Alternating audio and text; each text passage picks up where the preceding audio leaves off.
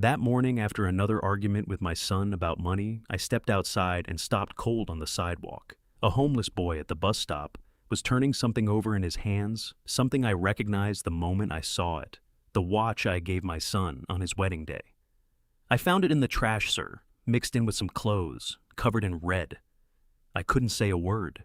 I only understood the way a father understands things he wishes he didn't, that what was buried in that bag was not just a watch. It was the truth. Thank you for tuning into Revenge Dad today. I am deeply thankful for your presence. What part of the world are you joining from Comment Your City or Country Note fictional details have been added for entertainment and educational purposes? Any similarity to actual names or settings is coincidental, but the underlying lesson is vital. The last time I drove down Elmwood Avenue with anything resembling hope, the maple trees were still green. That was 3 summers ago, when Nathan called me on a Tuesday morning just to say he'd gotten a promotion and wanted to take me to dinner. I remembered sitting in my car in the parking lot of my office building, listening to the pride in his voice, thinking, this is it. This is the moment a father lives for. That was 3 summers ago. This particular Tuesday morning in September, the maples along Elmwood had already begun turning. Burnt orange and deep red, the kind of colors that looked beautiful in photographs and felt like a warning in real life. I pulled my car to a stop in front of the iron gate, the one with the gold-painted scrollwork that Nathan had insisted on when they renovated the entrance 2 years back. I remembered thinking it was excessive when I first saw it. A gold gate. My son had grown up in a house with a screen door that stuck every summer, and now he had a gold gate. I pressed the buzzer. 30 seconds passed. Then the gate swung open without a word through the intercom. Nathan met me at the front door, in a gray t-shirt and sweatpants, the kind of clothes a man wears when he's stopped caring about appearances. His eyes were puffy at the corners, and there was a tension around his jaw that I recognized the same tension I used to see in the mirror during the hardest years of building the company, when the bank accounts ran thin and the future looked like a wall with no door. Dad, he stepped aside to let me in. Nathan, I walked past him into the foyer. The house smelled like stale coffee and something else underneath the particular staleness of rooms that haven't had their windows opened in too long. The living room was beautiful and immaculate and felt completely empty. Expensive furniture, fresh flowers in a vase on the credenza, a painting on the wall that probably cost more than my first car. Everything looked curated like a hotel lobby, like a place where people performed the act of living without actually doing it. She's not here, Nathan said, answering the question I hadn't asked. Clarissa went to visit a friend. I nodded and sat down in the armchair nearest the window. Nathan sat across from me on the edge of the sofa, elbows on his knees, hands clasped in front of him. On his left wrist, the Rolex caught the morning light, the one I'd given him on his wedding day, engraved on the back with his initials and the date. I'd spent more than I should have on that watch. At the time, it felt important, a thing a father does to mark a moment that can't be unmarked. You want coffee? He asked. I want to talk. Nathan let out a breath through his nose, slow, deliberate, the way a man exhales when he already knows what's coming and has been bracing for it since the moment he opened the door. Dad, before you start, how much this time? The words came out flatter than I intended. Nathan's jaw tightened. He looked at the floor, then back up at me. 50,000. The number landed between us like something dropped from a height. I didn't flinch, but I felt it a dull, heavy thud somewhere behind my sternum. Nathan, I kept my voice level. This is the 4th time in 14 months. I know that. The first time you said it was the renovation costs running over. The second time, you said it was a business opportunity that fell through. Third time, Dad. His voice cracked at the edges. I don't need a list. I was there. Then help me understand, I said, leaning forward. Because I am sitting here trying to understand where $130,000 has gone. Your salary alone should... It's not that simple. He stood up abruptly, walked to the window, pushed his hands into the pockets of his sweatpants. His shoulders hunched inward, the posture of a man carrying something too heavy on a frame that was never built for that kind of weight. You don't know everything that's going on. Then tell me. Silence stretched between us, the worst kind, the kind loaded with all the words neither man is willing to say first. I watched my son standing at the window, his profile against the gray September sky, and I thought about the boy who used to climb onto my back during long grocery store trips because his legs were tired.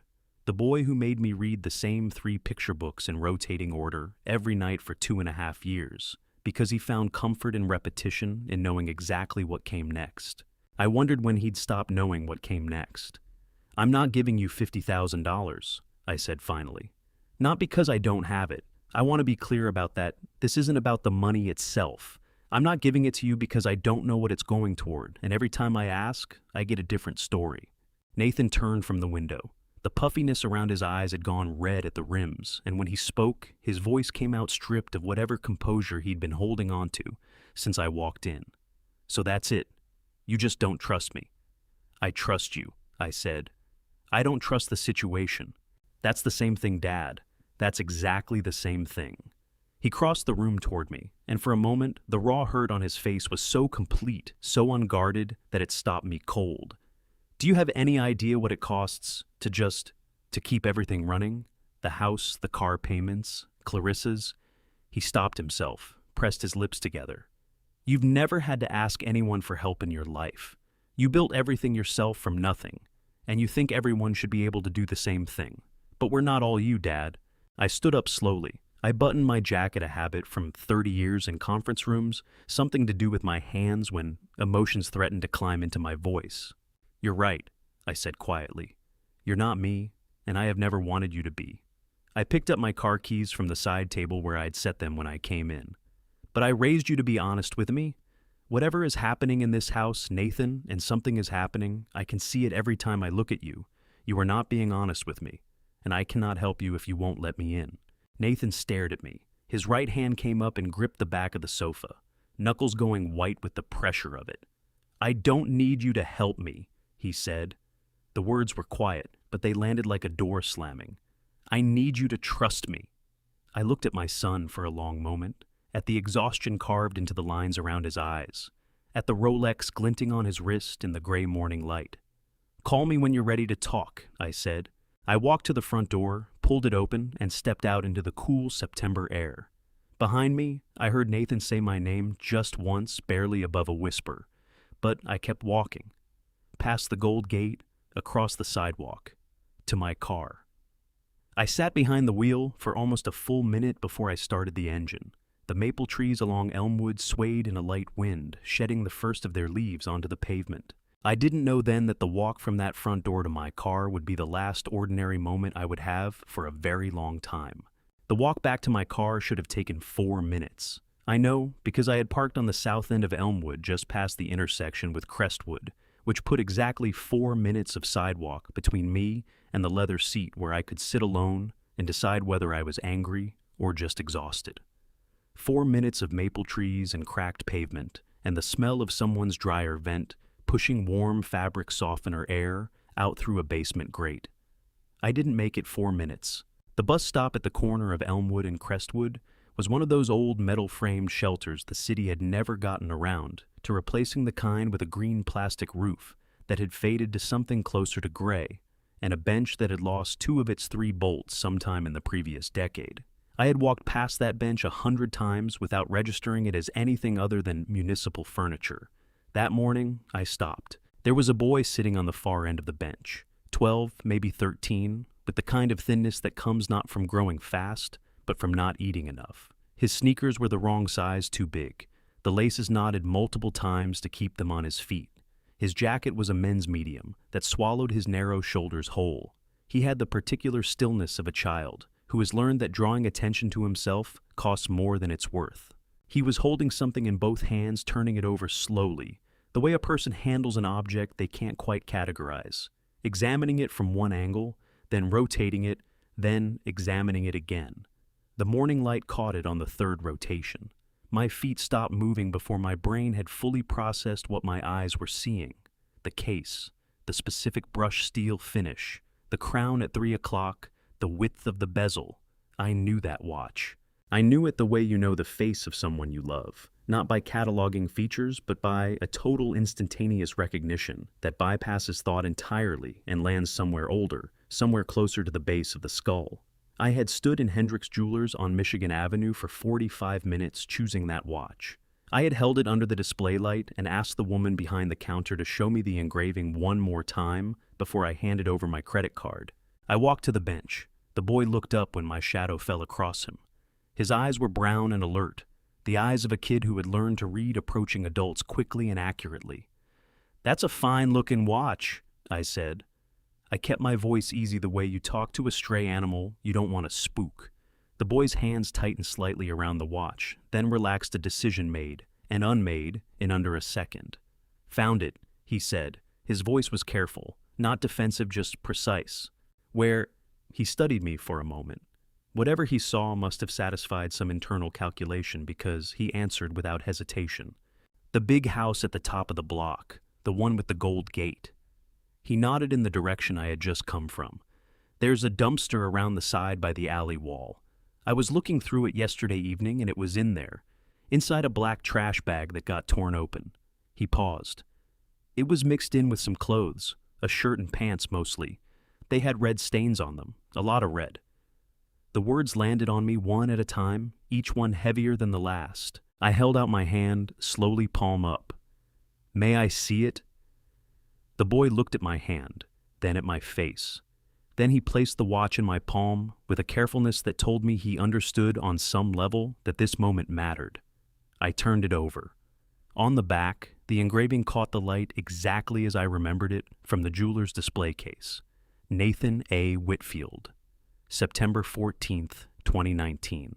My son's initials, my son's wedding date, the watch I had given him 6 years ago, with my hand on his shoulder, and something in my chest that I hadn't been able to name at the time, but now understood was the particular grief of a parent watching a child step fully into a life that no longer centers on you.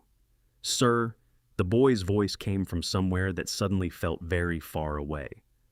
"Are you all right?" I closed my fingers around the watch. Behind the boy, the door of a small coffee shop pushed open, the kind of narrow storefront, wedged between a dry cleaner and a tax prep office, the hand-painted sign in the window reading Crestwood Cafe in letters that someone had clearly repainted at least twice. A young woman stepped out carrying a paper cup and a small paper bag. She had dark hair pulled back in a practical ponytail and moved with the efficient economy of someone halfway through a long shift. She stopped when she saw the boy, and the professional efficiency dropped out of her expression, completely replaced by something uncomplicated and warm. "Danny," she said, "I saved you the last blueberry muffin. It's a little smashed, but it's still good." She held out the paper bag, then noticed me standing there, and shifted her weight, not wary, just recalibrating. "Sorry, I didn't mean to interrupt." "You didn't," I said. The boy Danny took the paper bag with both hands and said, "Thank you, Miss Diane," with the kind of manners that suggested someone had once cared enough to teach them to him, even if that someone was no longer around. Diane. I filed the name away without fully knowing why. I looked down at the watch in my hand. Then I looked at Danny. "The clothes," I said, "the ones with the red stains, do you still have them?" Danny glanced at Diane, then back at me. "I kept them," he said slowly. "In my bag. I don't know why. Something felt wrong about leaving them there. Something felt wrong.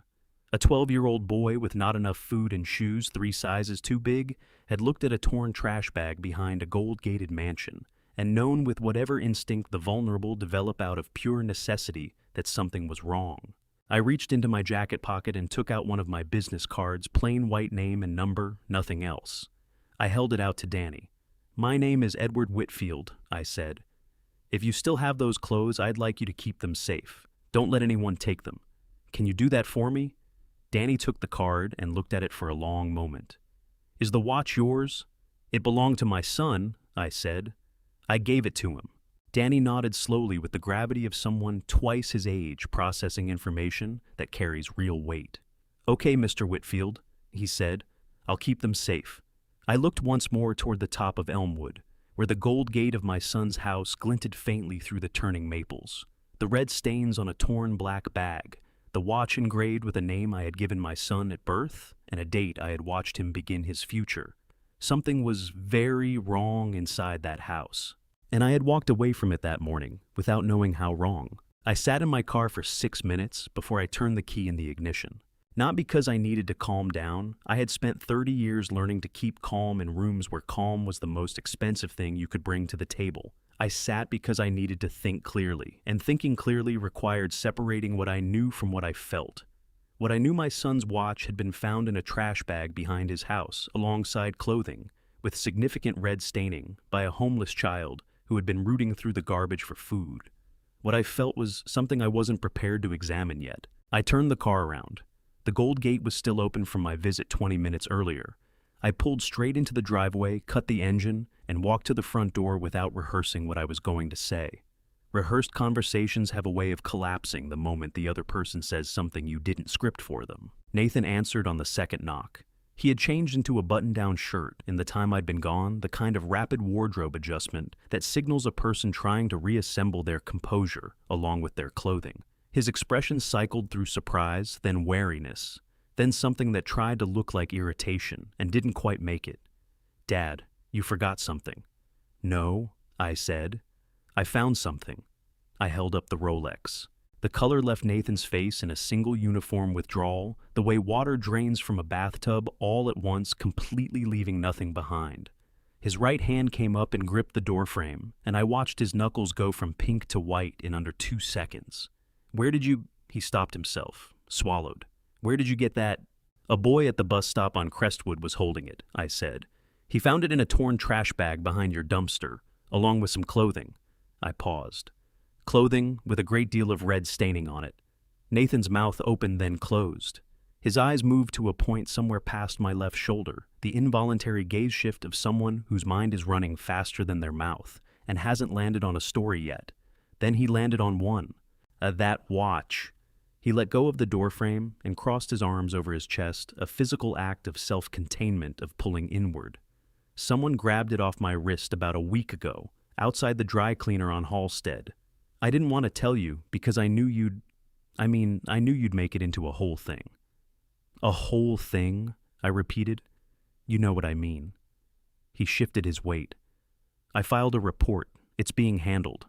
I looked at my son's face. I had negotiated contracts with men who had spent their entire professional lives learning to say false things convincingly. And I had learned over 30 years to listen not for what people said, but for the architecture of how they said it. The micro pause before a number, the slight uptick in vocal pitch when a claim was being constructed rather than recalled.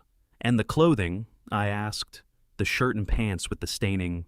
Something moved behind Nathan's eyes, a fractional recalibration, barely visible, the kind of adjustment a person makes when they realize the question they're being asked wasn't the one they prepared for. "Old yard work clothes," he said.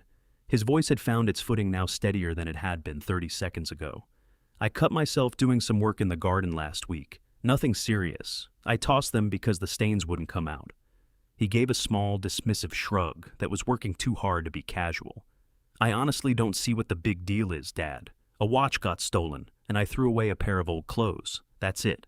At that moment, the sound of heels on hardwood came from somewhere deeper in the house. A precise, unhurried rhythm, the walk of a woman who moves through spaces as though they were designed around her. Clarissa appeared in the hallway behind Nathan. She was exactly as put together as she always was. Silk blouse, dark trousers, hair arranged in a way that suggested effortlessness while communicating considerable effort. She was holding a coffee mug in both hands and wearing the particular expression she reserved for my visits, a smile that engaged every correct facial muscle and reached precisely as far as the corners of her mouth. "Edward," she said warmly, "I didn't know you were coming back. Can I get you something? I just made a fresh pot." "No, thank you, Clarissa." Her eyes moved to the Rolex in my hand. A flicker of something crossed her face, so brief and so quickly replaced by the warm smile that I might have missed it if I hadn't been watching for exactly that kind of movement. She looked at Nathan, then back at me. "Is everything all right?" "Fine," Nathan said too quickly. "Dad was just returning something. He was on his way out." I looked at my son. Then I looked at his wife. Then I looked at the Rolex in my hand, at the engraving on the back. Nathan's name, the wedding date that Clarissa had been present for, and that I had marked by giving my son this specific object. I held it out to Nathan. "Here," I said. "Take it." Nathan reached out and took the watch. His fingers closed around it, and for just a moment, a fraction of a second, something flickered across his face that wasn't relief or gratitude, or even discomfort. It was the expression of a man receiving back something he had thrown away on purpose and finding that he cannot explain to the person returning it why he threw it away in the first place. "Thank you," he said. His voice was steady. His eyes were not. I said goodbye to Clarissa. She said it was always good to see me, and the warmth in her voice was so consistent and so perfectly calibrated that it would have been entirely convincing to anyone who hadn't just watched her eyes move to the watch in my hand before a single word had been spoken. I walked back down the front steps to my car. 2 lies, 2 separate events, 2 explanations delivered smoothly one after the other in the space of 3 minutes. The stolen watch and the yard work clothes, unconnected innocent, both easily dismissed. Except the boy at the bus stop had found them together, in the same bag, behind the same house. I pulled out of the driveway onto Elmwood and pointed the car south. 30 years of reading rooms had taught me one reliable truth. When a person constructs 2 separate lies to explain 2 details of the same event, it is almost never because the details are actually separate. It is because they are connected in a way the person cannot afford to let you see. My son had looked me in the eye and lied to my face twice in under 3 minutes, and his wife had stood in the hallway behind him and watched it happen without blinking. I pressed the accelerator and let the maple-lined street fall away behind me. Somewhere in the back of my mind, a door that I had been trying to keep closed for 14 months had just swung open on its own, and I already knew I was not going to be able to shut it again. Walter Briggs had been fixing watches in the same storefront on Dearborn Street for 31 years, and in all that time, he had moved exactly 3 things: the position of his workbench lamp, the brand of coffee he kept in the back room, and the photograph of his late wife that had migrated from the left wall to the right wall sometime after she passed. Everything else, the glass display cases, the hand-lettered sign above the door reading Briggs timepieces, the particular smell of machine oil and cedar that hit you the moment you stepped inside had remained unchanged since the first Bush administration, and Walter seemed to consider this a point of pride. I had known Walter Briggs since we were both 28 years old, and broke in the way that young men who intend to be something are broke temporarily and patiently with a specific future in mind. He had been the best man at my first business lunch, which is to say he had loaned me the money for it when my own account came up short. 40 years had passed since then. He was the only person alive who had known me before I had anything worth knowing me for. The bell above the door announced me when I walked in at 2:30 that afternoon. Walter was bent over his workbench, a loop pressed to his right eye, both hands occupied with something I couldn't see. He held up one finger without looking up his standard greeting, which meant sit down and give me 90 seconds, which I did. The bench stool near the window was where I always sat. I set the Rolex on the glass display case beside me and waited. Walter finished what he was doing, set his tools down in their designated slots with the precision of a man who has never once misplaced anything in his life, and straightened up. He was 68 now, heavier than he'd been at 28, with the kind of white hair that looks deliberate on some men and simply earned on others. On Walter, it looked earned.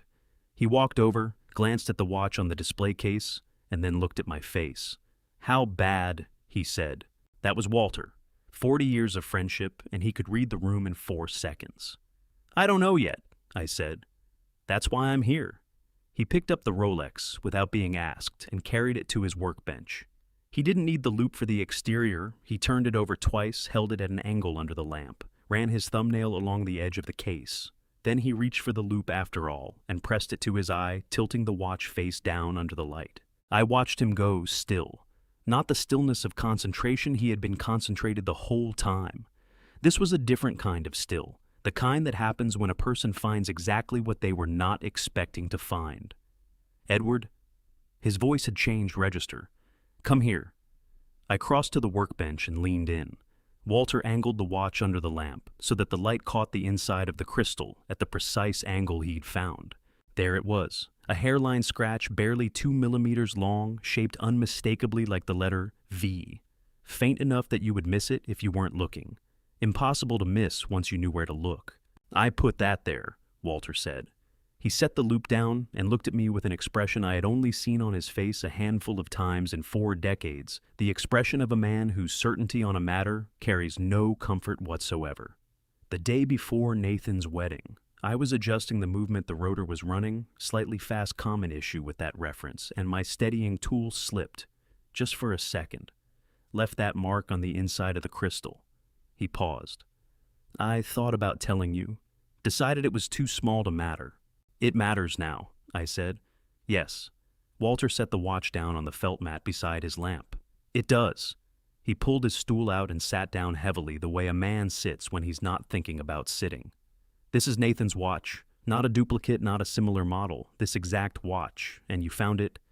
A boy at the bus stop was holding it. He pulled it out of a trash bag behind Nathan's house. Walter was quiet for a moment. His right hand moved to the watch and rested there without picking it up, a gesture of contact more than examination. Nathan told me it was stolen, I said. Off his wrist, on Halstead Street. Walter looked at me. And the trash bag.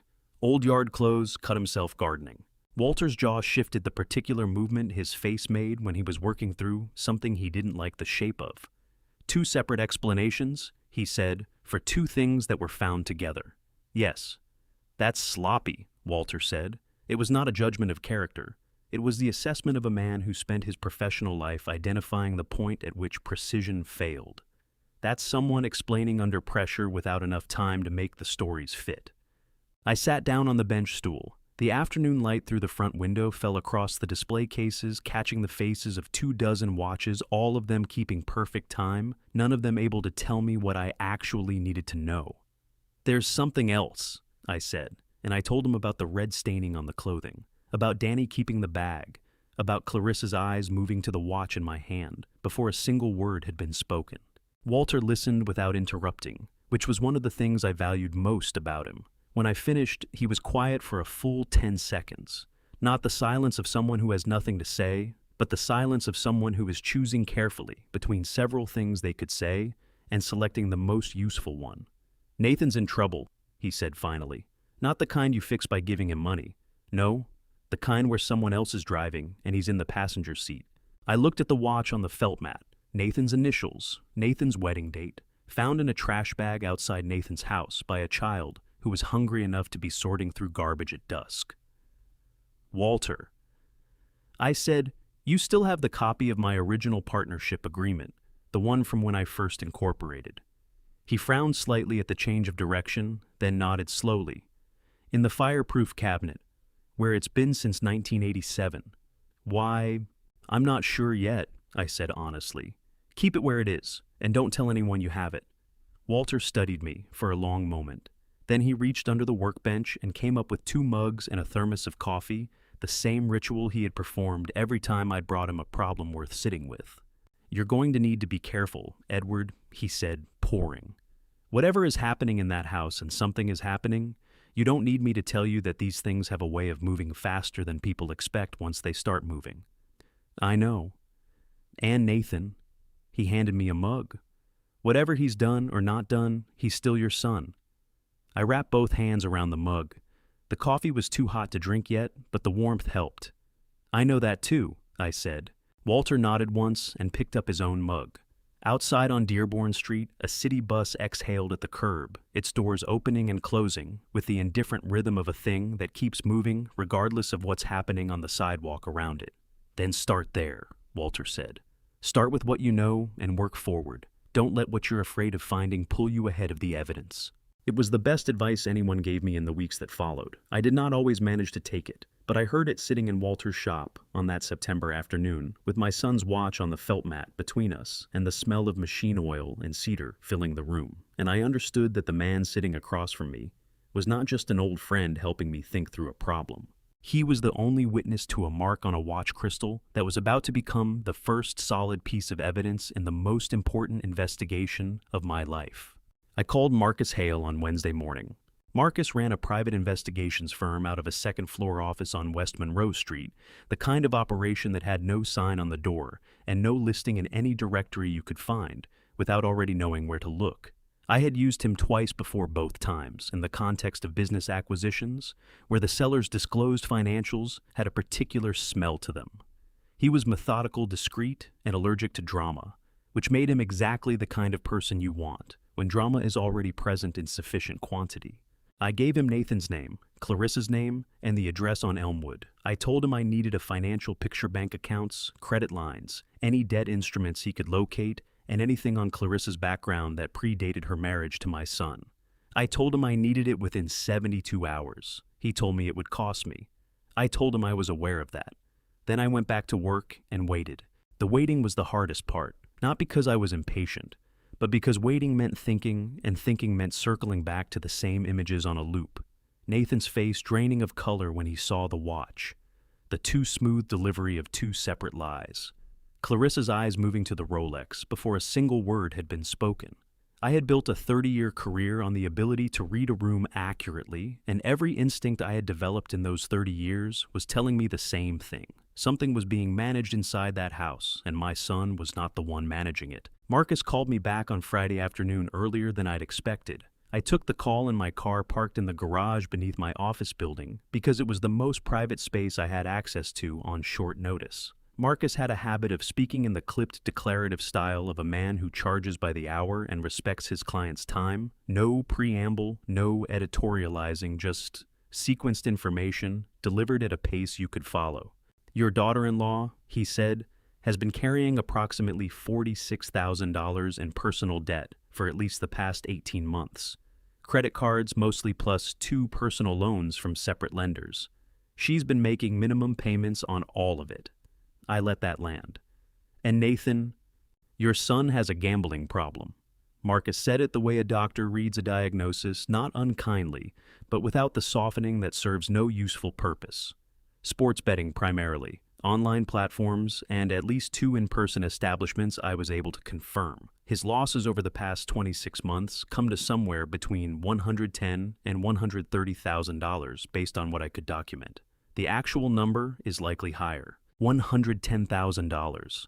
The number had a physical weight to it. I pressed 2 fingers against the bridge of my nose and breathed. He's been borrowing, Marcus continued, from a private lender, not a bank, the kind of arrangement that doesn't get filed with any regulatory body. The interest terms on this type of lending are, he paused briefly, significantly less favorable than conventional financing. How much does he owe this lender?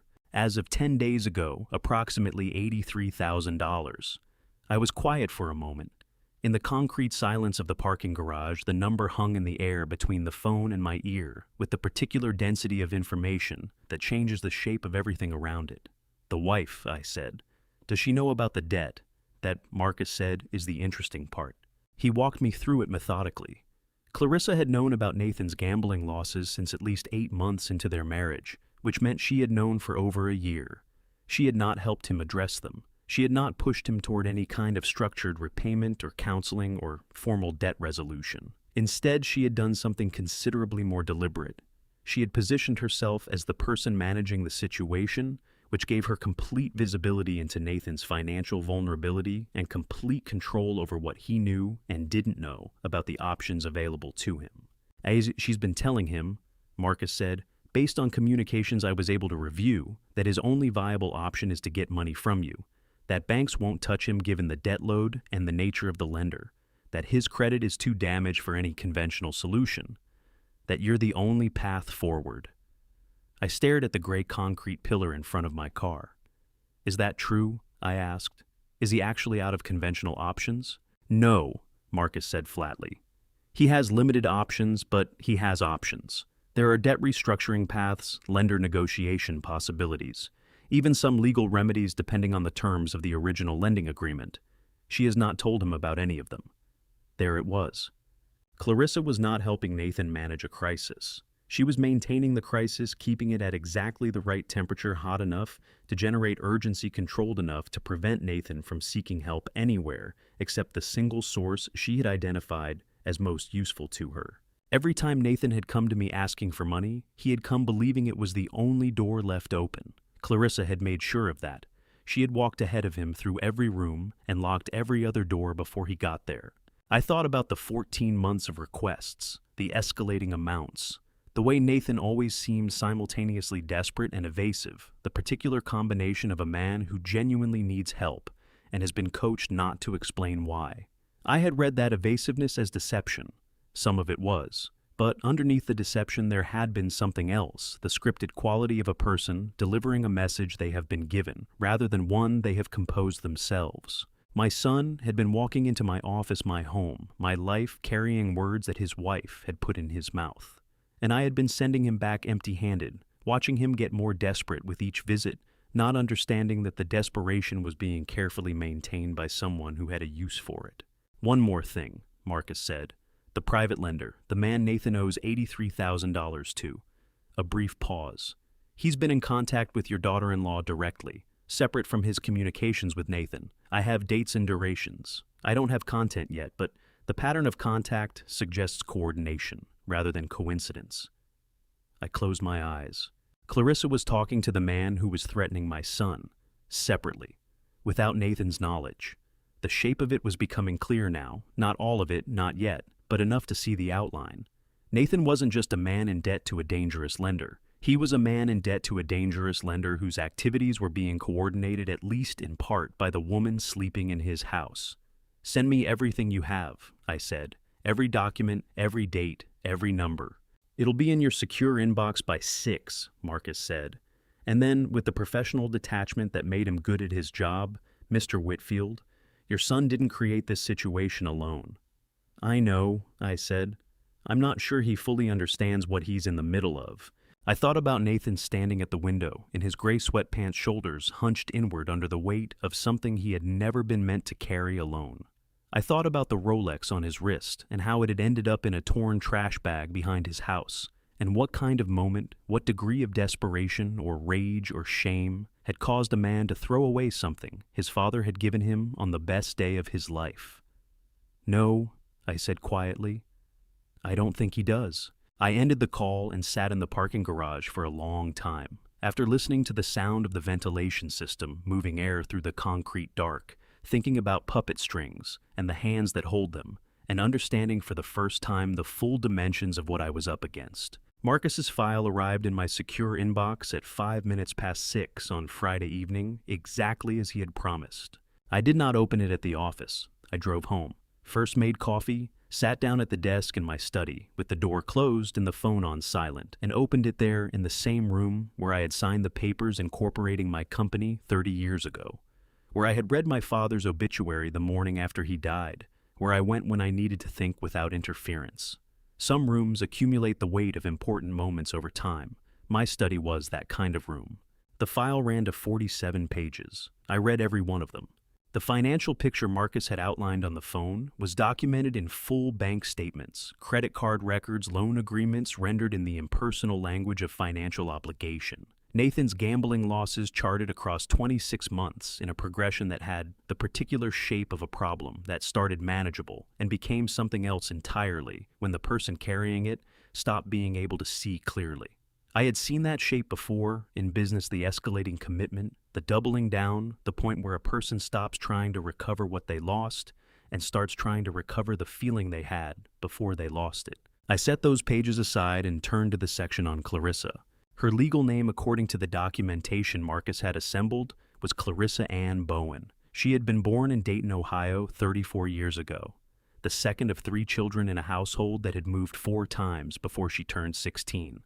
Nothing in her early background was criminal. Nothing was even particularly remarkable. She was a woman who had grown up in circumstances that were modest at best and unstable at worst, and who had at some point made a decision about what she intended her life to look like going forward. The name she had given Nathan when they met Clarissa Ann Harrington of the Connecticut Harringtons, with a family estate in Greenwich and a trust fund that her father managed from his offices in New Haven, did not exist. I read that paragraph 3 times. The Connecticut Harringtons. I had heard her mention them at dinner. I had heard her describe the Greenwich property, the summer house on the Cape, the boarding school she had attended in Massachusetts. She had described these things with the fluency and the detail of someone recounting genuine memories. And I had listened and found nothing to question because the details were consistent and the delivery was confident, and people who are lying usually oversell it, usually add one unnecessary flourish that gives them away. Clarissa had not oversold it. She had delivered it at exactly the right temperature, warm enough to feel real, restrained enough to feel unperformed. Marcus had traced the Harrington identity back 31 months, slightly more than a year, before she met Nathan at a charity fundraiser in Lincoln Park. The identity had been constructed carefully, a social media presence with the right photographs and the right connections. A LinkedIn profile listing positions at 2 firms that existed, but had no record of her employment, a reference from a man in Greenwich who turned out to be a distant acquaintance paid to confirm her story if asked. She had not stolen anyone's identity. She had built a new one piece by piece with the patience and the attention to detail of someone who had done considerable research into how people verify the things they're told. I stood up from my desk and walked to the window. Outside, the oak tree in my backyard had gone almost entirely gold, the last of its leaves catching the last of the evening light.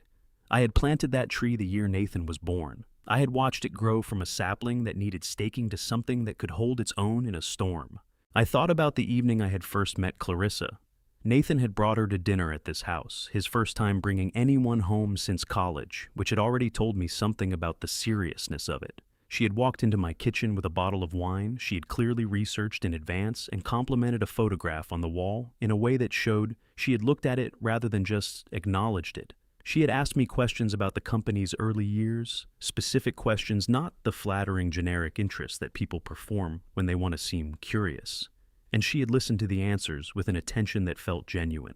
I had liked her that evening. That was the truth of it. I had liked her, and I had suppressed the unease I felt, because liking her was easier, and because Nathan had looked at her with the kind of uncomplicated happiness that a father wants for his child.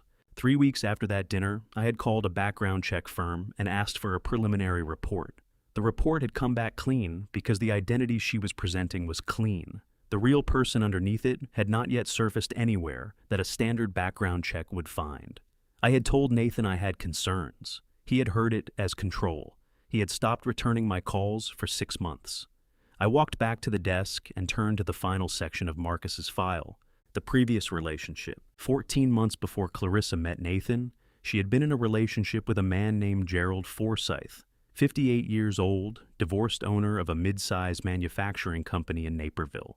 The relationship had lasted approximately 8 months. It had ended when Forsyth discovered that Clarissa had applied for a line of credit using his business's tax identification number. He had not pressed charges. Marcus had found this through a contact in the Naperville business community rather than any public record, which meant Forsyth had chosen the path of absorbing the loss rather than the path of public exposure, a decision that had allowed Clarissa to move on without consequence. I closed the file. The coffee in my mug had gone cold while I was reading.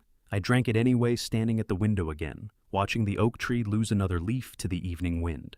She had done this before. Not identically, the circumstances were different, the target was different, the specific mechanism was different, but the underlying architecture was the same. Find a man with assets worth acquiring, construct a version of yourself that he will find credible and appealing, position yourself close enough to the money to reach it, and when the exposure risk becomes too high, move on. With Forsyth, she had moved on before she was caught. With Nathan, something had changed. She had married him. She had gone deeper into the structure than she had gone before, which meant either the potential return was larger or her circumstances had become more urgent, or both. And somewhere in the middle of all of it, my son, who had a gambling problem, he was too ashamed to tell his father about who owed $83,000 to a man whose calls his wife was answering separately, was living in a house with a gold gate on Elmwood Avenue, believing that the woman sleeping beside him was his partner. I picked up my phone and called Marcus. He answered on the second ring. "Gerald Forsyth," I said. "In Naperville. I need you to reach out to him. Not officially, just a conversation. I want to know exactly what she did and exactly how she did it and exactly how far she got before he found out." "That's going to require some delicacy," Marcus said. "I know. You're good at delicate." A brief pause. "I'll reach out Monday." "Thank you," I said, and ended the call. I stood at the window for another long moment, looking at the gold oak tree in the darkening yard. Nathan had been 7 years old when I planted it. He had helped me dig the hole, which mostly meant he had moved dirt from one place to another and called it helping, and I had called it helping too, because that is what you do when a 7-year-old wants to be useful. I had not done enough of that lately, called things what they were to make him feel included, taken him seriously on his own terms rather than the terms I thought he should be living by. That was a thought I needed to sit with, but not tonight. Tonight I had 47 pages of documentation telling me that the woman in my son's house was not who she said she was, had never been who she said she was, and had a history of doing to other men what she appeared to be doing to Nathan, except that with Nathan, she had gone further, stayed longer, and made it legal. Whatever she was building toward, she was closer to it than she had ever been before, and my son had no idea. I went back to the bus stop on Monday morning. Danny was there before I arrived, sitting on the same end of the bench in the same too large jacket, eating what appeared to be half a granola bar, with the focused attention of someone for whom food is not a casual activity. He saw me coming from half a block away and straightened up slightly, not out of nervousness, but out of the particular alertness of a child who has learned to read approaching situations before they arrive. "Mr. Whitfield," he said. "Danny!" I sat down on the bench beside him, not at the far end, but close enough to talk without raising my voice. "Did you keep the bag?" He nodded and reached under the bench, pulling out a plastic grocery sack knotted at the top. Inside, I could see the dark fabric of folded clothing through the thin plastic. He had wrapped the original items inside the grocery bag without disturbing them, a preservation instinct that struck me as remarkable for a 12-year-old who had no reason to know why it mattered. "Nobody touched them," he said. "I kept them dry too. It rained Thursday night and I moved them inside the shelter at the park." I looked at this boy, his careful hands, his precise language, his granola bar held in 2 fingers to make it last, and felt something tighten in my chest that had nothing to do with the investigation and everything to do with the simple fact of who he was and where he was sitting and why. "Thank you," I said, and meant it in a way that went beyond the transaction. I took the bag to Walter that same morning. Walter had a contact, a retired forensic technician named Paul, who ran a small private lab in Evanston and did discreet work for attorneys and insurance investigators. Walter made the call while I sat on the bench stool, and Paul agreed to turn the analysis around within 48 hours for a fee that reflected both the speed and the discretion. The results came back Wednesday afternoon. I was in a meeting when my phone vibrated with Walter's name on the screen. I excused myself, walked to the hallway, and called him back before I reached the elevator. "Paul finished," Walter said without preamble. "The staining on the shirt and the left trouser leg. It's blood." I assumed that. "Human blood," Walter continued. "Type A positive." A brief pause that carried weight. "I pulled Nathan's medical records from the file you gave me. Nathan is O negative. The hallway was empty. A heating vent above me pushed warm air down in a steady stream. I stood in it and let Walter's words rearrange the picture I had been assembling for the past week. "So the blood isn't Nathan's," I said. "The blood is not Nathan's." I leaned my shoulder against the wall, the implications lined up in my mind with the sequential clarity of dominoes finding their natural direction. Nathan had been in physical contact with someone whose blood ended up on his clothing. Nathan had then disposed of those clothes in the same trash bag as a watch he had thrown away in a moment of rage and shame. Nathan had told me the clothes were yard work items stained during gardening. Nathan was O negative, and the blood was a positive. Nathan had lied about the clothes for the same reason people lie about things that connect them to events they cannot afford to explain, because the truth of the clothes was connected to something larger than a torn shirt. "Walter," I said, "the private lender, the man Nathan owes money to. I need a name, and I need to know if he has any prior incidents involving physical altercations." "Marcus would be faster for that." "Call Marcus for me. I'm still in the building." I went back into the meeting and sat through 45 minutes of quarterly projections with the particular discipline of a man who has learned over decades to occupy 2 mental spaces, simultaneously the surface one, where he is present and functional, and the deeper one, where he is working through something that actually matters. When the meeting ended, I drove directly to Crestwood Avenue. Diane Vance was behind the counter of the small cafe restocking paper cups, with the practiced efficiency of someone who has done the same task enough times to do it without looking. She was in her mid-20s, with the kind of face that was easier to trust than to describe open attentive, the face of someone who notices things and files them without making a production of it. I had thought that about her the first time I saw her hand Danny a paper bag, and the thought was confirmed now as she looked up from the cup rack and recognized me without hesitation. "Mr. Whitfield," she said, "the man from the bus stop." "That's right." I ordered a coffee I didn't particularly need and set it on the counter between us as a reason to keep talking. You work every morning, Monday through Saturday, 6 to 2. She leaned against the counter with the ease of someone comfortable in her own space. Is Danny okay? He's fine. He helped me with something, and I wanted to thank him properly. I paused. Can I ask you something about the neighborhood, specifically about the house at the top of the block, the one with the gold gate? Something moved through her expression, not suspicion, but the careful attention of someone deciding how much to say.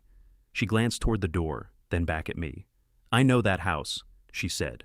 Have you seen anyone coming or going regularly? Anyone who didn't seem to belong there? Diane set down the paper cups she was holding. She crossed her arms not defensively, but thoughtfully the way a person does when they are organizing information before releasing it. There's a man, she said slowly. Big guy. Comes in here sometimes, sits at the corner table in the back. Always pays cash. He meets a woman here maybe once every 2 weeks. She paused. The woman is the one from the Gold Gate house. I recognized her from seeing her in the neighborhood. Dark hair, always dressed like she's going somewhere important. Clarissa. What do they talk about? I asked, keeping my voice level. I don't eavesdrop, Diane said with a firmness that told me she meant it. But I hear things because the cafe is small, mostly numbers. He says numbers, and she writes things down. She looked at me steadily. One time she said, I remember this specifically because it seemed like an odd thing to say. She said, he doesn't need to know the timeline. Just make sure the pressure stays consistent. The pressure stays consistent. I picked up my coffee. My hands were steady. I had trained them to be steady in moments when steadiness was the most important thing I could offer myself. Ms. Chen, I said, if I needed you to tell someone else what you just told me, someone official, would you be willing to do that? Diane Vance looked at me for a long moment. Her expression was the expression of someone running a rapid internal calculation about trust and risk, and the particular cost of getting involved in other people's trouble. Depends on what it's for, she said finally. And who's asking? It's for a man who doesn't know his wife is sitting in your corner booth coordinating with the person she owes him to, I said quietly. Something shifted in Diane's face. The calculation resolved. Yeah, she said. I'd be willing. I thanked her, left a tip that reflected more than the cost of the coffee, and walked back out to Elmwood. The gold gate at the top of the block caught the October morning light, exactly as it had 3 weeks ago, when I had driven past it for what I thought was the last time that day. The blood on Nathan's clothes was not Nathan's. Clarissa was coordinating with a man my son owed money to, and a young woman in a small cafe had heard 4 words that explained everything about the architecture of what was being done to my son. Make sure the pressure stays consistent. I got in my car and called Marcus. Marcus called me back Thursday morning with 2 pieces of information. The first was about Gerald Forsyth. Marcus had reached him through a mutual contact in the Naperville business community. A casual lunch, nothing formal, just 2 men talking about the kind of people you learn to watch out for in business. Forsyth had been guarded at first the way a man is guarded when he has absorbed a loss quietly, and built a certain amount of self-protective silence around it. But he had talked, and what he described the constructed identity, the gradual access to financial information. The specific moment he realized what was happening matched the architecture of what Clarissa was doing to Nathan so precisely that it was clear she had not improvised. She had a method. She had used it before, refined it, and brought it to Elmwood Avenue with the confidence of someone executing a plan they had already proven worked. The second piece of information was the one that stopped me cold. I had my financial contact pull the corporate registry filings for your company, Marcus said. Routine check given what we know about her background. There's a transfer of record 40% of your voting shares filed 6 weeks ago, assigned to an entity called Meridian Holdings LLC. I set my coffee mug down on my desk with more force than I intended. That filing has my signature on it, I said. It was not a question.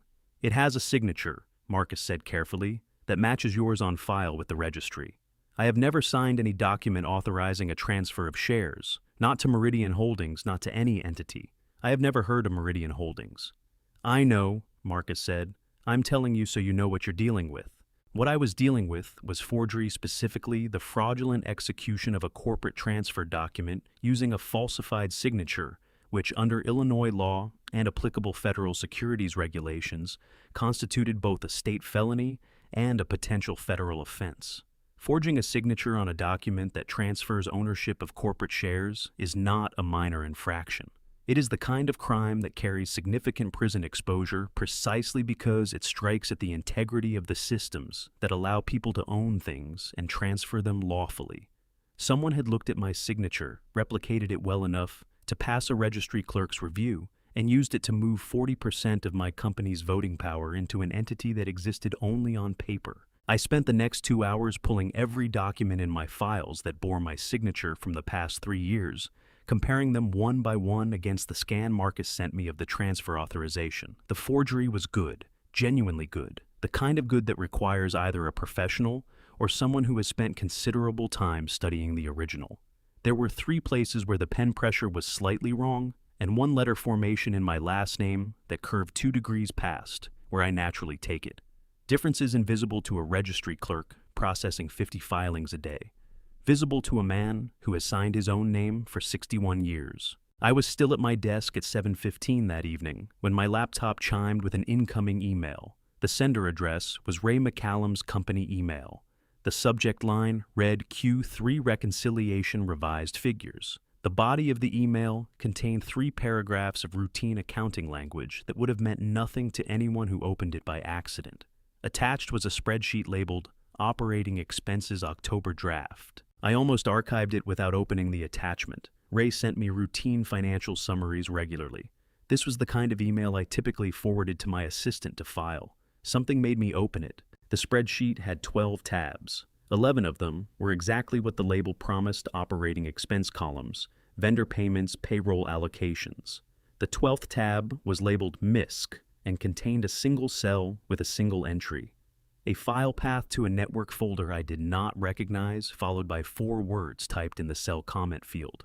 I did not do this willingly. I sat very still for a moment. Ray McCallum had been my chief financial officer for 15 years. He was 62 years old, meticulous to the point of occasional obsession, the kind of accountant who lost sleep over rounding errors and considered a balanced set of books a moral achievement as much as a professional one. He had 3 grandchildren whose photographs occupied the entire left side of his office wall. He drove the same model of Buick he had driven since 2009 and brought his lunch to work in a canvas bag his wife had embroidered with his initials. He was not a man who sent coded messages. He was not a man who operated in the margins of things. The fact that he had done both told me something was very wrong, not with Ray, but with whatever Ray had been placed in the middle of. I called the network folder path through our secure VPN. It was empty. Whoever had set it up had either cleared it or it had never contained anything. It existed only as a location marker, a way of pointing without pointing directly. I did not do this willingly. I thought about Ray's face in the past few months. The way he had started scheduling our one-on-ones and then rescheduling them. The way he stood slightly differently in rooms where other people were present. A contraction, a drawing inward, the posture of someone managing the distance between what they know and what they are permitted to say.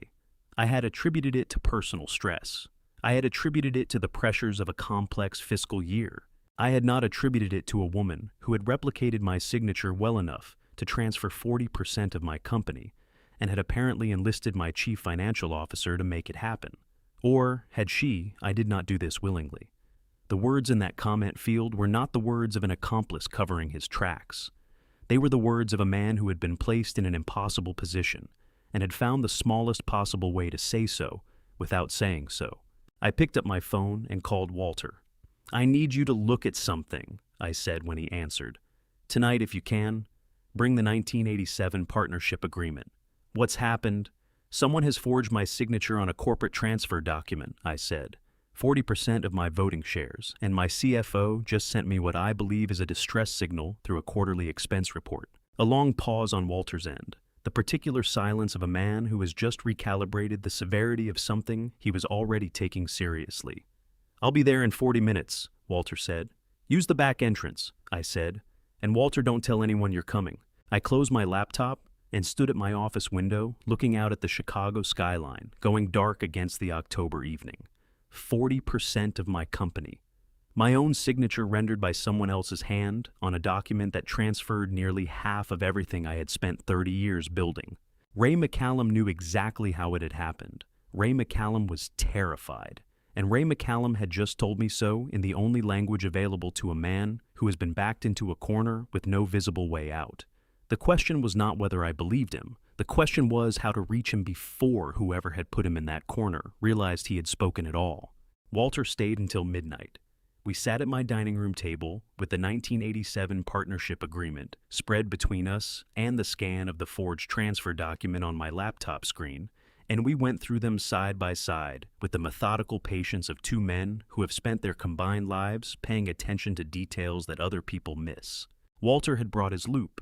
He used it on the printed signature comparison I had made that afternoon, holding it at the precise angle that maximized the contrast between the ink and the paper. 3 pressure inconsistencies, he said after a long time.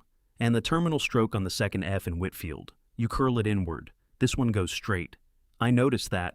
Whoever did this is good, Walter said, straightening up. But they studied a photocopy, not an original. You can see it in the ink distribution.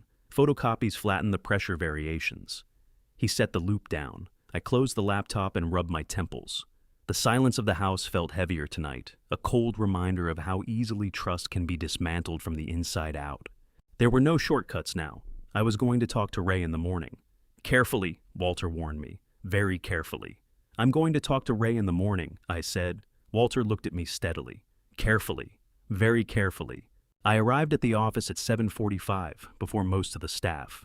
Ray McCallum's car, the gray Buick he had driven since 2009, was already in the parking structure on the second level, in the same spot he had used for 11 years.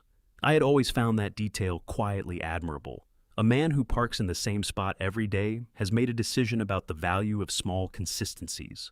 His office door was open. He was at his desk jacket on. Despite the early hour, both hands flat on the surface in front of him, looking at nothing in particular, not working. Just sitting in the posture of someone who has been there long enough that sitting has become the path of least resistance.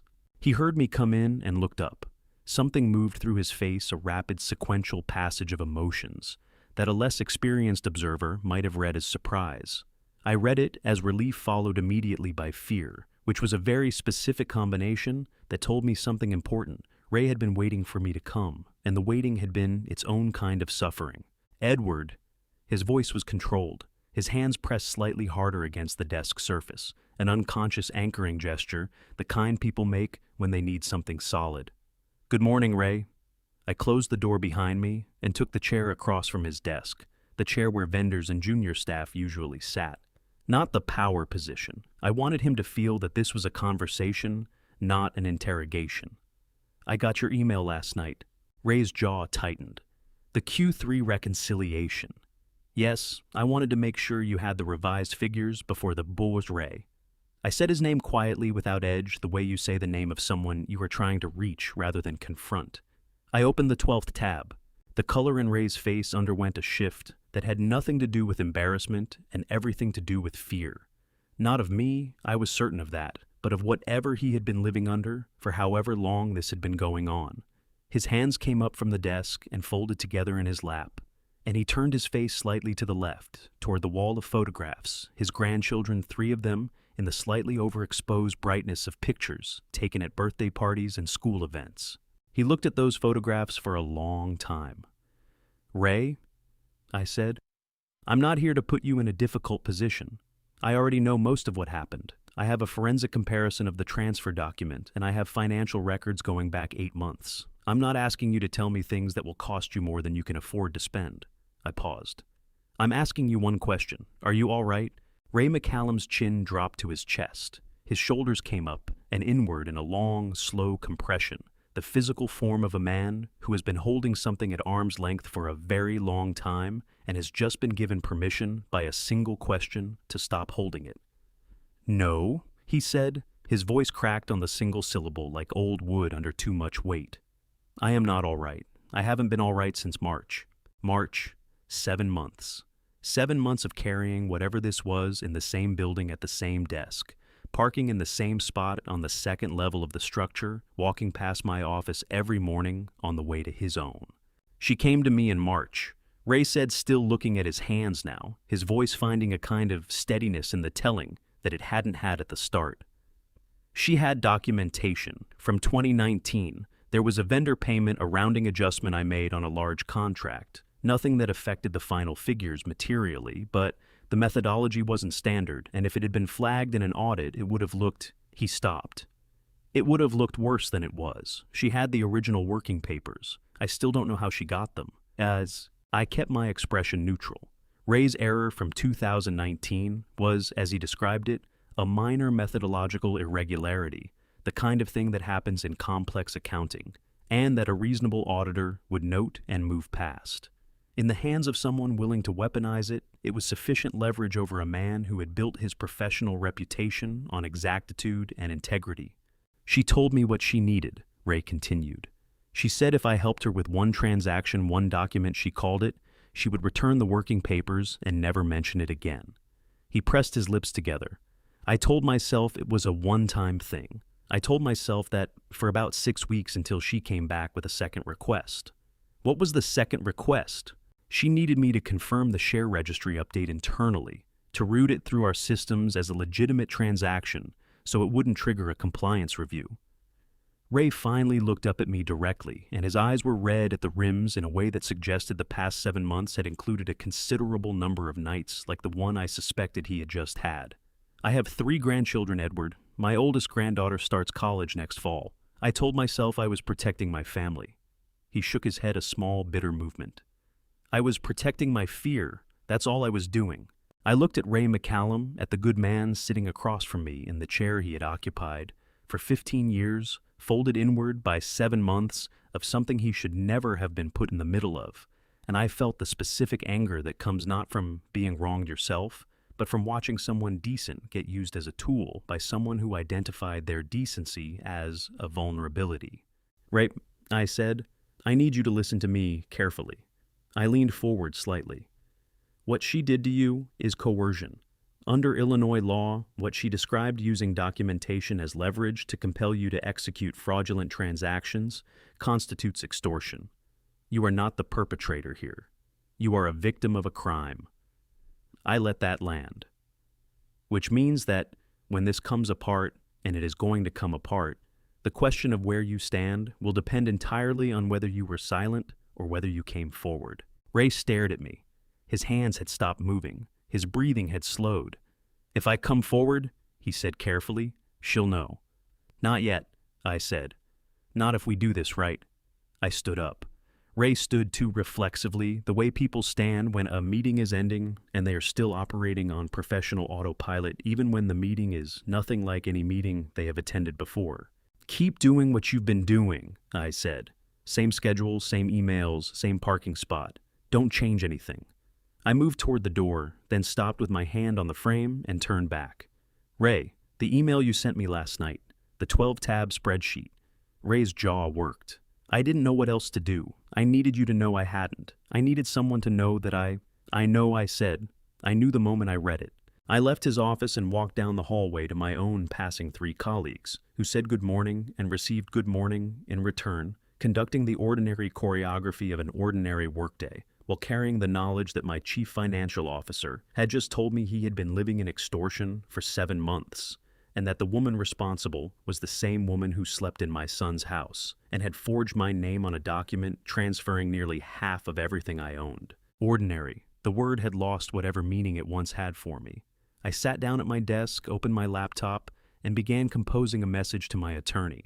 The attorney's name was Patricia Hale, no relation to Marcus, and she had been handling my legal affairs for 19 years, with the particular combination of precision and discretion that I had come to regard as non-negotiable in anyone I trusted, with information that could be used against me.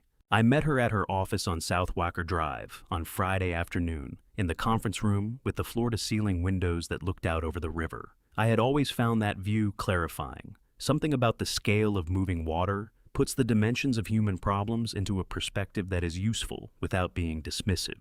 I told her everything: the forged transfer document, Ray's coercion, Marcus's file on Clarissa's background, and the prior incident with Forsyth, the blood on Nathan's clothing, Diane Vance's account of the meetings in the corner booth. I laid it out in the order it had happened without editorializing, and Patricia listened the way she always listened, with a legal pad in front of her and a pen in her hand that she used rarely, only marking the things that required marking. When I finished, she was quiet for a moment. Then she said, "Edward, before I tell you where we stand legally, I need to ask you something." She set her pen down. "How long have you known something was wrong with this woman?" I looked at the river. "Before the wedding," I said. Patricia nodded slowly as though this confirmed something she had suspected from the shape of the story. "Tell me about that." So I told her about the envelopes. 18 months ago, 8 months before, Nathan's gambling losses had reached their current scale. 6 months before Clarissa had first approached Ray McCallum, I had done something that I had not told anyone about. Not Marcus, not Walter, not Patricia herself until this moment. I had sent Clarissa 4 envelopes over the course of 3 months. Each envelope contained a different document, a financial summary, a quarterly report, a letter on my company letterhead, all of them carefully constructed to tell a specific story. The story was, this Edward Whitfield's company was in serious difficulty. A series of bad investments had eroded the asset base significantly. He was in quiet negotiations to sell the company at a substantial loss. His personal liquidity was constrained. The picture taken together across 4 documents in 3 months was of a wealthy man whose wealth was evaporating. None of it was true. Every number, every figure, every letterhead notation was fabricated. I had sent the first envelope 3 weeks after Nathan told me he was cutting off contact because I had run a background check on his girlfriend. I had sent it because I was furious and I was frightened, and I had no legal mechanism to compel anyone to tell me the truth. But I had spent 30 years in business learning that the most reliable way to discover what a person actually wants is to remove it and observe the reaction. If Clarissa was, who she appeared to be, a woman in love with my son who happened to have constructed a false identity, which I had not entirely ruled out as a possibility, at that point she would not change her behavior in response to financial information about a man she had no particular interest in financially. If she was something else, she would react, and the reaction would tell me what she was. Patricia was watching me with the expression of a lawyer processing information that reframes the legal landscape of a case she thought she understood. "What happened when you sent them?" she asked. The first envelope, nothing I could detect. The second one, Nathan called me out of the blue after 4 months of silence and asked if I wanted to have lunch. He seemed anxious in a way that didn't match the casual framing of the invitation. I believe she sent him to assess my situation directly. I paused. The third envelope was the one that described the company's sale negotiations. Within 10 days of that mailing, Nathan came to me for the first time asking for money. Not a small amount, $50,000. Patricia's pen moved, a single notation. "She accelerated," I said. Every time the document suggested my resources were contracting, she pushed Nathan harder, faster requests, larger amounts, more urgency in his language when he came to me. I leaned forward. She was not reacting to a man she cared about being in financial trouble. She was reacting to a deadline. She was moving faster because she believed the window was closing. And the fourth envelope, Ewe, described the finalization of the company's sale, a specific date fictional on which the majority of my remaining liquid assets would transfer to the acquiring entity as part of the settlement structure. I looked at the river again. The water moved south with the indifferent patience of something that has no opinion about the things happening on its banks. Within 3 weeks of that mailing, Ray McCallum was contacted for the first time. Patricia sat back in her chair. She picked up her pen and set it down again, a gesture I had never seen her make, which told me she was recalibrating. "Edward," she said carefully, "you understand that what you've just described complicates the legal picture. I know. You deliberately provided false information to a person you suspected of fraudulent intent. A competent defense attorney will argue that you enticed her into actions she might not otherwise have taken, or taken as quickly. I know that too. I had known it since the moment I sent the first envelope. I had sent it anyway because the alternative was watching my son disappear into a situation I could not see clearly enough to counter, and doing nothing had never been a strategy available to me. I'm not asking you to tell me it was the right legal decision. I'm asking you to tell me how we work with it." Patricia looked at me for a long moment. Then she picked up her pen with the decisiveness of someone who has finished evaluating and is ready to proceed. "The entrapment argument has limits," she said. "She wasn't a law enforcement officer, and you weren't. What you did exists in a legal gray area but it's defensible, particularly given that the criminal acts she committed, forgery, extortion, securities fraud, are substantive crimes that stand independent of your motive for creating the conditions that revealed them. She made two more notations. It does mean that if this goes to trial, your conduct will be examined. You need to be prepared for that. I'm prepared for it. Good. Patricia closed her legal pad. Now, the forged transfer document is our most actionable item.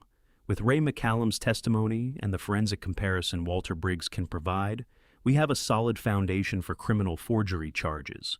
The extortion of Ray adds a second charge. The prior incident with Forsyth, while he declined to press charges, establishes a pattern that a prosecutor can use. She looked at me steadily. This is a strong case, Edward, but it requires Ray to testify formally, and it requires your son to understand what happened to him. Nathan? I had not spoken his name in this office in this conversation, because I had been telling the story of a crime, and Nathan was not the criminal, but he was the center of everything, the reason the envelopes existed, the reason Clarissa had chosen this particular family to move into, the reason I was sitting in a conference room on a Friday afternoon watching the river and trying to figure out how to dismantle something that had been built inside the life of the person I loved most in the world. Nathan doesn't know any of this yet, I said. No. Patricia stood. And when he finds out, and he will find out, how he responds will matter, both legally and otherwise. I stood too. Through the window, the river kept moving, carrying whatever the city had put into it, southward without complaint. He'll find out soon, I said. I'm going to make sure of it. I drove home in the early dark of a late October evening, the city lights blurring through the windshield, in the particular way they do when you are thinking about something other than the road while still navigating it correctly from 30 years of muscle memory. I thought about the first envelope I had sent, the anger and the fear that had produced it, the cold calculation that had gone into the documents I fabricated, and the deliberate patience with which I had waited to see what would happen. I had told myself I was gathering information. I had told myself I was protecting Nathan by learning the truth. Both of those things were true, but there was a third thing underneath them that I had not examined as closely as I should have, the particular helplessness of a father who had been shut out of his son's life and had chosen to act through indirection because direct action was no longer available to him. The envelopes had worked. They had surfaced exactly what I needed to see. They had also bought 18 months of my son living inside a situation that I had watched develop while telling myself I was managing it. That was the part I would have to live with. The call came at 11:47 on a Tuesday night. I know the exact time because I was still awake sitting at the desk in my study with Patricia's preliminary legal brief open on my laptop and a glass of water I had poured an hour ago and not touched. Sleep had become a theoretical concept in the past 3 weeks, something I understood the purpose of, and occasionally approximated but no longer fully achieved. I would lie down and my mind would resume its inventory of the things I knew and the things I still needed to find out, and eventually the ceiling would begin to lighten, and I would get up and make coffee and start the day. The number on my phone screen was local, but unfamiliar. I answered on the second ring. Mr. Whitfield. A woman's voice, young, tight, with the specific tension of someone who has rehearsed what they are about to say and is now saying it faster than they practiced, because the courage to say it is burning off quickly. I live next door to your son, on Elmwood. The brown house with the white shutters, the one on the left when you're facing the gold gate. I sat up straighter. I'm listening. I'm not going to tell you my name, she said immediately. I need you to understand that before I say anything else. I have a daughter. I need you to understand why I'm calling anonymously. I understand, I said. Go ahead. A breath on the other end, steadying herself. The walls between our houses are not thick. I hear things I don't try to hear. Arguments mostly the past several months. But 3 nights ago, I heard something specific, and I've been sitting with it since then, trying to decide whether it was my business, and I've decided it is because... She stopped, started again. Because you seem like a person who is trying to do the right thing, and I think you need to know this. Tell me, your daughter-in-law is pregnant. The words came out in a rush, as though releasing them quickly made them easier to say. About 4 months along from what I've gathered. And 3 nights ago, she told your son, I heard this very clearly. The window in my kitchen faces their dining room. She told him that if he did anything to go against her, anything at all, she would make sure he never had any role in that child's life. She said she had a lawyer ready, She said she had documentation that would make him look unfit. Another breath. And your son. He was crying, Mr. Whitfield. I have never heard a grown man cry like that. He kept saying he just wanted to do the right thing, and she kept saying the right thing was to do what she told him. The study was very quiet around me. The heating system made its low periodic sound. Outside, a car moved past on the street. I pressed 2 fingers against my closed eyes and held them there. Nathan had been crying. My son, who had not cried at his mother's funeral because he was 11 years old and had decided that being strong was what the situation required and had maintained that position for the next 30 years, had been crying in his dining room 3 nights ago, while his wife told him the price of his child's presence in his life was his complete compliance. How long have you known about the pregnancy? I asked. My voice came out level. I was grateful for that. Maybe 6 weeks. She mentioned it to someone on the phone in their backyard. I wasn't trying to listen. It just carries. Has she seen a doctor? Do you know? I saw her come home with what looked like a pharmacy bag about a month ago. Prenatal vitamins, maybe. I couldn't see clearly. A pause. I know this isn't much. I know you can't do anything official with information from someone who won't give their name. But I thought you should know why Nathan isn't fighting back. Because I don't think he's a bad person. I think he's terrified of losing his child. Something shifted in my chest. Not a new thought. Exactly, I had been constructing this understanding piece by piece for weeks. But the final piece arriving with the particular weight of confirmation. The piece that made the picture complete and comprehensible and devastating all at once. Nathan was not weak. Nathan was not spineless. Nathan was a man who had made a catastrophic series of decisions and found himself in a situation that had collapsed around him, and then discovered that the person holding the structure together was also holding his unborn child as collateral. He had been operating under a threat that I had not known about, in a language that went below every other consideration. Because whatever else was true about my son and his choices, whatever I thought about the person he had become, in the years since the gambling had started and the shame had accumulated and the marriage had happened, he wanted to be a father. He wanted it the way I had wanted it when he was born, with the same helpless total commitment that makes a person capable of doing things they would otherwise consider impossible. Clarissa had found that and used it, as cleanly and as deliberately as she had found Ray's error from 2019 and used it. She had identified the thing that mattered most and built her leverage there. Thank you, I said to the woman on the phone. You did the right thing calling me. Please don't let her know I called. The fear in her voice was real and specific, the fear of a woman with a daughter and thin walls and a neighbor she had to go on living next to. Please. I won't, I said. I promise. The line went quiet. I set my phone on the desk and sat with the information for a long time, turning it over. The way Walter had turned the Rolex over under the lamp, examining it from each angle, understanding what it meant and what it changed. It changed the timeline. If Clarissa was 4 months pregnant, the child was due in late February or early March, which meant she was working against a biological clock, as well as a financial one she needed to secure whatever she was building toward before the pregnancy became a visible complication, before Nathan's circumstances changed, in ways that might shift his priorities, before any number of variables outside her control began to resolve in directions she hadn't planned for. It also changed my understanding of Nathan's silence during the investigation at the police station, the meeting I did not yet know about, but would in 11 days be sitting through, while my son said things that would damage me, and that I would later understand were said by a man who believed his only other option was losing his child. I picked up my phone and called Marcus. He answered on the 3rd ring, slightly sleep-roughened, but immediately alert, the way people are alert when they have chosen a profession that requires them to be. I need you to verify something, I said. Clarissa Whitfield. Pregnancy. 4 months approximately. I need confirmation, a real medical record if you can get it, or at minimum, a pharmacy record from the past 6 weeks. That's going to require... I know what it requires, whatever it costs. A brief pause. I'll have something for you by Thursday. Thank you. I ended the call and looked at the tack board on the wall of my study, where I had begun pinning the documents and photographs and notes that constituted everything I knew. Marcus's financial summary, the forensic blood comparison, the scan of the forged transfer document, the 4-word message from Ray's spreadsheet, Diane Vance's account of the corner booth meetings.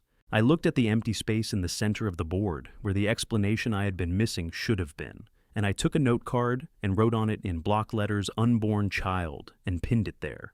Everything else on that board was a mechanism. That card was the engine. That was the thing that had been running all the other things. I got up from the desk, went to the kitchen, and finally drank a full glass of water. Then I went to the window and looked out at the street where the October night was cold and still, and the maple trees had given up their last leaves and stood bare against the dark sky.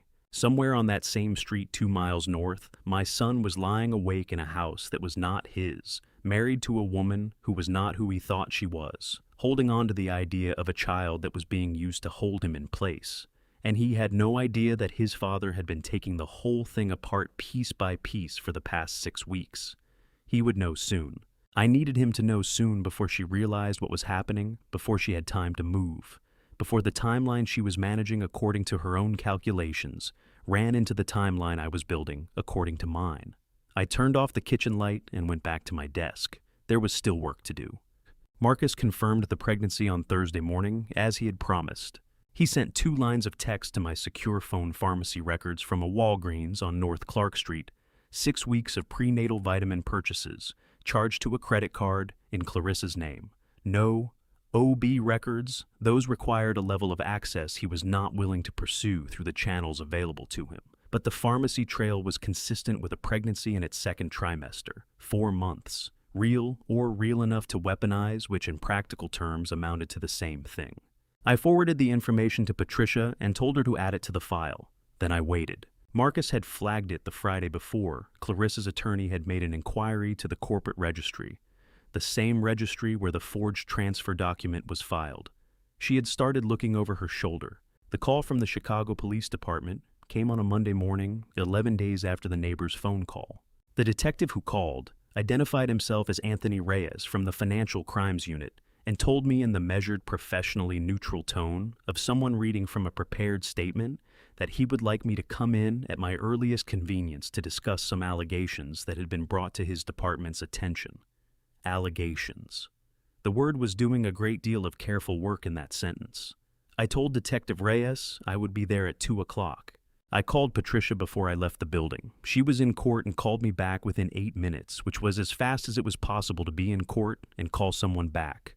I told her what had happened. She told me to say nothing beyond confirming my identity and my willingness to cooperate with the investigation, to answer no questions about financial arrangements between myself and my son, without her present, and to call her the moment I was done. The 18th District Station on Larrabee Street was a building I had driven past hundreds of times without ever expecting to enter. The lobby smelled of industrial cleaner and old coffee, and the man at the front desk directed me to a waiting area, with the bored efficiency of someone for whom my presence was the least remarkable thing that had happened that morning. Detective Reyes was a compact man in his early 50s with close-cropped gray hair and the particular stillness of someone who has spent decades listening to people explain themselves.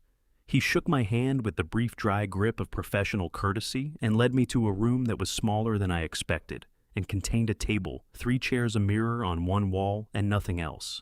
The room's entire purpose was to make the person sitting in it aware of exactly what kind of room it was. I sat down. Reyes sat across from me and opened a folder. "Mr. Whitfield, thank you for coming in." His voice was even unhurried. "I want to be clear that you are not under arrest. You're here voluntarily and you're free to leave at any time. I understand. We've received a complaint alleging that you have engaged in a pattern of financial coercion directed at your son, Nathan Whitfield, including threats related to business assets and deliberate manipulation of his financial situation." Reyes looked at me steadily. "Can you tell me about your relationship with your son?" "My son and I have had some difficulties over the past year," I said. "I'd prefer to discuss the specifics with my attorney present." Reyes nodded the nod of a man who had expected exactly that answer and had no particular quarrel with it. "Of course, we'll arrange that." He made a notation. "In the meantime, we do have a witness who has agreed to provide a statement. A cooperative witness." A brief pause. "Your son." The room did not change. The overhead light continued its flat, even distribution. The mirror on the wall reflected the back of Reyes's head and the front of my face, and I kept my face arranged in the expression of a man who was listening carefully and registering what he hears without reacting to it prematurely. Nathan was in this building.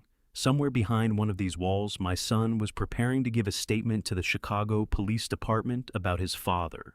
Reyes watched me for a moment, then stood. "I'm going to get some water. Can I get you anything?" "No, thank you." He left the room. I sat alone in the chair and thought about the 11-year-old boy who had stood beside me at his mother's funeral and decided not to cry. I thought about the 7-year-old who had helped me plant the oak tree by moving dirt from one place to another and calling it helping. I thought about the 26-year-old who had called me on a Tuesday morning just to share good news, and the 34-year-old who had stood at the window of his gold-gated house in gray sweatpants and told me he didn't need my help. He needed my trust. I thought about him crying in his dining room while his wife told him the price of his child's presence in his life. After approximately 20 minutes, Reyes returned. Behind him, through the briefly open door, I caught a single second of corridor, and in that corridor moving away with the quick head-down walk of someone who has just finished doing something they cannot take back, I saw Nathan. He did not look toward the door. He kept walking. But in the fraction of a second before the door closed, his right hand came up and pressed against the side of his face, a gesture so private and so involuntary that it landed in my chest like something physical. He was covering his eye, the way a person covers their face when they are crying and trying not to be seen doing it. Reyes sat back down and reviewed his notes for a moment before looking up. "Mr. Whitfield, your son has provided a statement indicating that you have repeatedly pressured him to sign documents transferring business interests, and that you have used his financial vulnerability as leverage to compel his compliance." Reyes's voice remained professionally neutral. He was delivering information, not editorializing. "He also states that you threatened to report him to financial regulatory authorities if he did not cooperate." None of it was true. Every word of it was a construction assembled from the architecture of real events, rearranged into a shape that served a purpose I could now see clearly. The pressuring, the leverage, the threats. Each element borrowed from the actual situation, and inverted so that the person committing the acts became the victim of them, and the victim became the perpetrator. Clarissa had given Nathan a script, and Nathan, carrying the weight of an unborn child and 7 months of fear and shame, had read every line of it. "I understand," I said. My voice came out the way I needed it to level, without anger, without the particular brittleness that anger would have introduced. "I'd like to call my attorney now." Reyes nodded and slid a phone across the table. I picked it up and dialed Patricia's number. While it rang, I looked at the mirror on the wall, at my own reflection, at the face of a man sitting in a police interview room, while his son gave statements against him in the corridor outside, and I did not look away from it. I had built everything I had, from nothing over 30 years, through patience and precision and the willingness to sit with discomfort until it resolved into information I could use. I had survived bad contracts and failed partnerships and a market collapse in 2008. That had taken 15% of everything I owned in a single quarter. I had buried a wife and raised a son alone, and built a company that employed 400 people, and I had done all of it without once losing sight of what I was actually doing and why. This was the hardest thing I had ever done, not because of what Nathan had said, but because of why he had said it, because I understood it, because I could hold the full weight of what had driven him to that corridor, and that statement, and that gesture of a hand pressed against a wet eye, and understand it completely, and still know that understanding it did not make it not hurt. Patricia answered on the second ring. "They have Nathan's statement," I said. "I need you here." Patricia arrived at the 18th District at 4:15. She was in a charcoal suit with a briefcase that she set on the table, with the quiet authority of someone who has walked into rooms like this one many times and has never found them intimidating. She spoke to Detective Reyes for 22 minutes, while I sat in the hallway on a bench that was designed to be uncomfortable and succeeded at its purpose.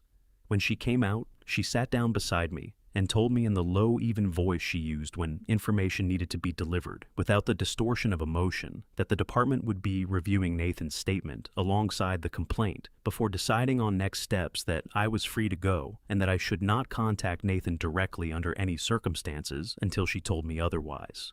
I drove home in the dark of a November evening and sat at my desk until 1 in the morning, not working, not sleeping, occupying the space between those two states that becomes familiar when there is nothing productive left to do and the mind refuses to stop moving anyway. 3 days later, Patricia's assistant called me at 8:15 in the morning with a message 2 individuals had arrived at Patricia's office asking for me by name, a young man and a woman. The young man had something he wanted to give me. I was there in 20 minutes. Danny was sitting in one of the chairs in Patricia's waiting area, spine straight, both hands resting on his knees, wearing a jacket that I recognized as the same oversized men's medium he had been wearing at the bus stop. Beside him, Diane Vance sat with the particular composed alertness of someone who has decided to do a thing and is not going to be talked out of it. Between them on the seat, a small canvas bag sat with its top folded closed. Danny stood when I came through the door. He had the gravity of someone much older than 12, and when he looked at me, it was with the direct, undeflected gaze of a person who has thought carefully about what they are about to do and has resolved every internal argument against it. "Mr. Whitfield," he said, "we found something else from that morning." I looked at Diane. She gave me a small single nod, the nod of a woman who had weighed this and made her decision and was here because the decision had been made, not because she was still making it. "Come back," I said. "Let's sit down." Patricia's conference room held the four of us with room to spare. Danny sat with a canvas bag in his lap and unfolded the top carefully the way you handle something fragile and reached inside. What he produced was a phone, an older model, the kind that had been mid-range 5 or 6 years ago, and was now obsolete, its screen cracked across the lower left corner, its case scuffed and dull. "It was in the same trash bag as the clothes and the watch," Danny said, "buried at the bottom under everything else. I didn't notice it at first because the case is dark and it was wrapped in a piece of cloth." He set it on the table. "The battery was completely dead. I kept it because it was there, same as the clothes. Miss Diane said I should hang on to things that came from the same place until we understood why they were there." I looked at Diane. "I charged it last week," she said. "I have a charger that works with that model. My mother has the same phone. When it powered on, I wasn't trying to go through it. I was going to hand it to you and let you figure it out." She paused. "But there was a notification on the lock screen, an audio file, labeled with a date and a time." She reached into her own bag and produced a folded piece of paper, handwritten notes, her handwriting precise and small. "I don't have the kind of phone that can play the file directly, and I didn't want to try to transfer it in case I did something wrong, but I could read the file name through the lock screen. The date is from 6 weeks ago, a Tuesday evening." 6 weeks ago, a Tuesday evening. I ran the calculation backward and landed on a date that sat 7 days before Clarissa had first contacted Detective Reyes's department.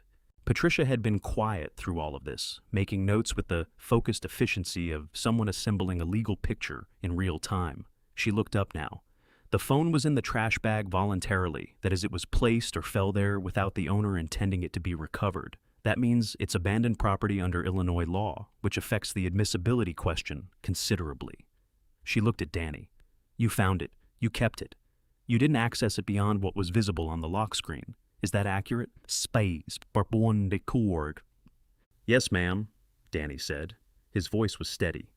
"And you, Ms. Chen, you charged the device but did not unlock it or access any content beyond what was visible on the notification screen." "That's correct," Diane said. "I didn't know the passcode. I wouldn't have used it if I had." Patricia nodded and looked at me. "I'm going to have this examined by a digital forensics firm I work with regularly. They can extract the audio file, properly document the chain of custody, and provide a certification of authenticity that will hold up to scrutiny." She picked up the phone with 2 fingers and placed it in a clear evidence bag she produced from her briefcase. "If the content of that file is what I think it might be given the timeline, we need everything done correctly." She left the room to make the call. Danny looked at me across the table. His hands were back on his knees in the same position they had been in the waiting area. A stillness that was not anxiety, but something closer to patience, the patience of someone who has learned that waiting is not the same as being passive. "Did I do the right thing?" he asked. The question was the same one he had asked me at the bus stop on that first morning, word for word, the same 4 words delivered with the same quiet sincerity. Coming from a 12-year-old boy who had nothing, who had been sorting through other people's garbage for food.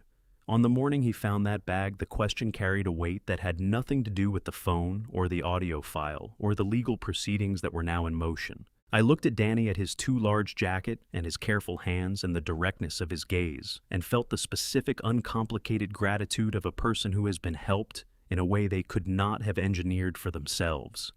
"Yes," I said, "you did exactly the right thing. Diane let out a breath, slow, quiet. The exhalation of someone who has been holding tension at a manageable level for longer than was comfortable. She looked at the table for a moment, then back at me. "He kept everything," she said. "Every single thing from that bag.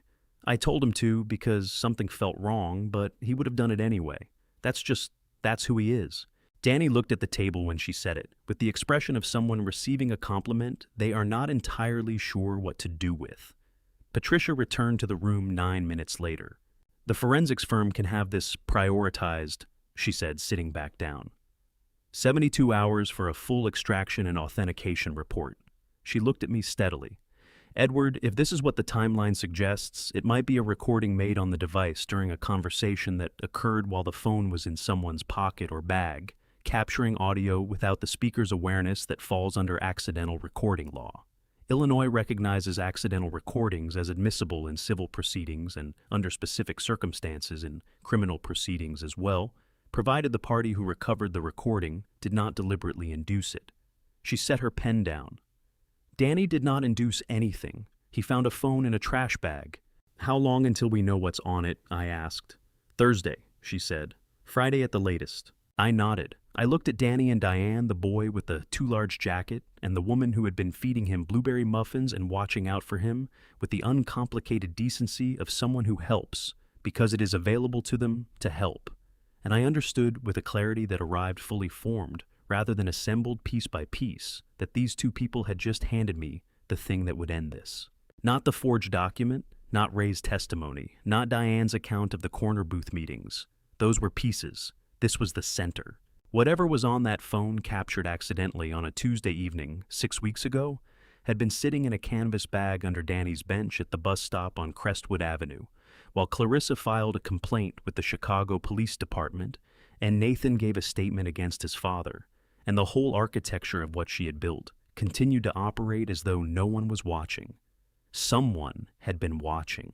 A 12-year-old boy with not enough food and shoes that didn't fit had been watching without knowing he was watching, and he had kept what he found because something felt wrong, and because a woman who worked the morning shift at a small cafe had told him to hang on to things that came from the same place until they understood why they were there. "Thursday," I said. Patricia nodded. "Thursday." The forensics report arrived Thursday morning at 9:41. Patricia sent it to my secure email with a single line of text beneath the attachment. "Read this before you call me, then call me." I read it at my desk with the door closed and the phone face down on the surface beside me. The digital forensics firm, a 3-person operation out of a River North office that Patricia had used in 2 previous cases, had extracted the audio file from the recovered phone, documented the complete chain of custody from Danny's canvas bag to their laboratory, and produced a 17-page authentication report confirming that the recording had not been edited, compressed, or altered in any way after its creation. The file itself was 43 minutes long. It had been created 6 weeks earlier on a Tuesday evening, beginning at 7:12 in the evening, by the phone's native voice memo application, which on that particular model activated automatically when the device detected sustained audio input above a certain decibel threshold, a pocket dial equivalent for audio. The phone, based on the forensics team's reconstruction, had likely been in a jacket pocket or a bag, the application triggered by the ambient sound of a room where people were talking. The people talking were Clarissa and a man the forensics report identified, based on cross-referencing with a voice sample obtained from a public court record as Vincent Calder. I looked up Vincent Calder's name while I read. He had 2 civil judgments against him in Cook County from the past 8 years, both related to disputed lending arrangements. He had a business registration for an entity called VFC Capital Management that listed no employees and no physical address beyond a P.O. box in Skokie. He was the private lender to whom Nathan owed $83,000. The transcript of the recording ran to 11 pages. I will not reproduce it in full. What it contained across 43 minutes of conversation between Clarissa and Vincent Calder in a room that the ambient acoustics suggested was small and enclosed a booth or a similar space was the following. A detailed discussion of the timeline for extracting the forged share transfer from Edward Whitfield's company before the forgery could be discovered. A reference to Ray McCallum, by name described as managed and not going to be a problem. A specific mention of the police complaint Clarissa intended to file, including the language she planned to use, and the name of Nathan as a cooperative witness. And at minute 31, Clarissa's voice saying clearly and without ambiguity, "He doesn't need to know the timeline. Just make sure the pressure stays consistent." The same words Diane Vance had heard through the thin wall of the cafe.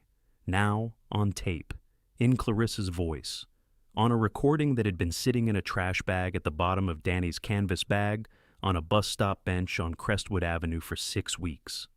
I called Patricia. "I know," she said before I could speak. "I read it an hour ago. I've already called the Assistant U.S. Attorney's Office. This crosses into federal territory. The securities fraud on the share transfer means we're not just talking about state charges anymore." She paused. "Edward, this is a strong case. This is a very strong case. But I need 2 more things before we move. Ray McCallum on record formally, not just a conversation in a conference room, and the original 1987 partnership agreement from your friend Walter with his signed statement about the signature discrepancies." I looked at my phone. Ray had called me twice in the past 3 days. Both times I had let it go to voicemail. Both times he had left no message. The calls themselves were the message. "I'll have both today," I said. Ray was waiting outside my office building when I arrived after the call with Patricia. He was standing on the sidewalk in his overcoat, his hands in his pockets, his breath making small clouds in the cold November air. When he saw me coming, he straightened up, not with relief exactly, but with the particular resolve of someone who has arrived at a decision after a long journey through uncertainty and is ready to act on it before the resolve runs out. "I've been thinking," he said without preamble, "about what you told me, about being a victim rather than a perpetrator." His voice was steadier than it had been in my conference room 2 weeks ago. I looked it up anyway, needed to see it in writing the legal definition in black and white before I could make myself believe it applied to me. I looked at this man, 62 years old, gray at the temples, the canvas lunch bag with his embroidered initials tucked under his arm, because it was 11 in the morning and he had brought his lunch to work as he did every day. The consistency of a man who holds on to what is reliable when everything else becomes uncertain, and felt the specific emotion that has no clean name in English, but that every person knows the feeling of watching someone do something genuinely hard and genuinely right at the same time. "Patricia can see you at 2, I said. "I'll call her now." "There's something else," Ray said. He reached into his coat and produced a manila envelope, the kind with the metal clasp at the top. I kept copies of everything she gave me, every document she brought, every instruction she sent in writing. I photographed them on my personal phone and emailed them to a private account she didn't know about. He held out the envelope. "I've been carrying this for 3 months, in my car, in a locked compartment. I didn't know who to give it to or how. I just knew I needed to keep it. I took the envelope. It was heavier than it looked. "Ray," I said, "why didn't you give this to me sooner?" He pressed his lips together. The cold air moved between us. "Because I was ashamed," he said. "Not of what she did to me, of what I let her do. There's a difference, and I needed to understand it before I could walk into a room and say it out loud." I held his gaze for a moment. Then I called Patricia. Walter arrived at Patricia's office at 1:45, 15 minutes before Ray, carrying the 1987 partnership agreement in a document sleeve he had kept it in since the Clinton administration. He also brought a 2-page written statement, handwritten in the precise block lettering he used for everything that mattered, describing the examination he had conducted of the forged signature, the specific discrepancies he had identified with the loop and the V-shaped scratch on the Rolex crystal that he had created himself 31 years ago, and which established his direct knowledge of the original object in question. He set it on Patricia's conference table and smoothed it flat with the palm of his hand. 68 years old, he said to Patricia by way of introduction. 31 years in the trade. I have testified as a document and materials expert in 4 previous civil cases. If you need my credentials in writing, I can have them to you by tomorrow morning. Patricia looked at the statement, then at Walter with the expression of a lawyer who has just received something better than she asked for. "Mr. Briggs," she said, "your credentials are excellent. Thank you for coming." Ray arrived at 2 o'clock, exactly in the same overcoat without the lunch bag. He sat across from Patricia and spoke for 1 hour and 14 minutes without interruption in the steady voice of a man who has decided that the cost of silence is higher than the cost of speaking. He described every conversation with Clarissa, every document she brought, every threat she made, every instruction she gave. He named dates and amounts and locations.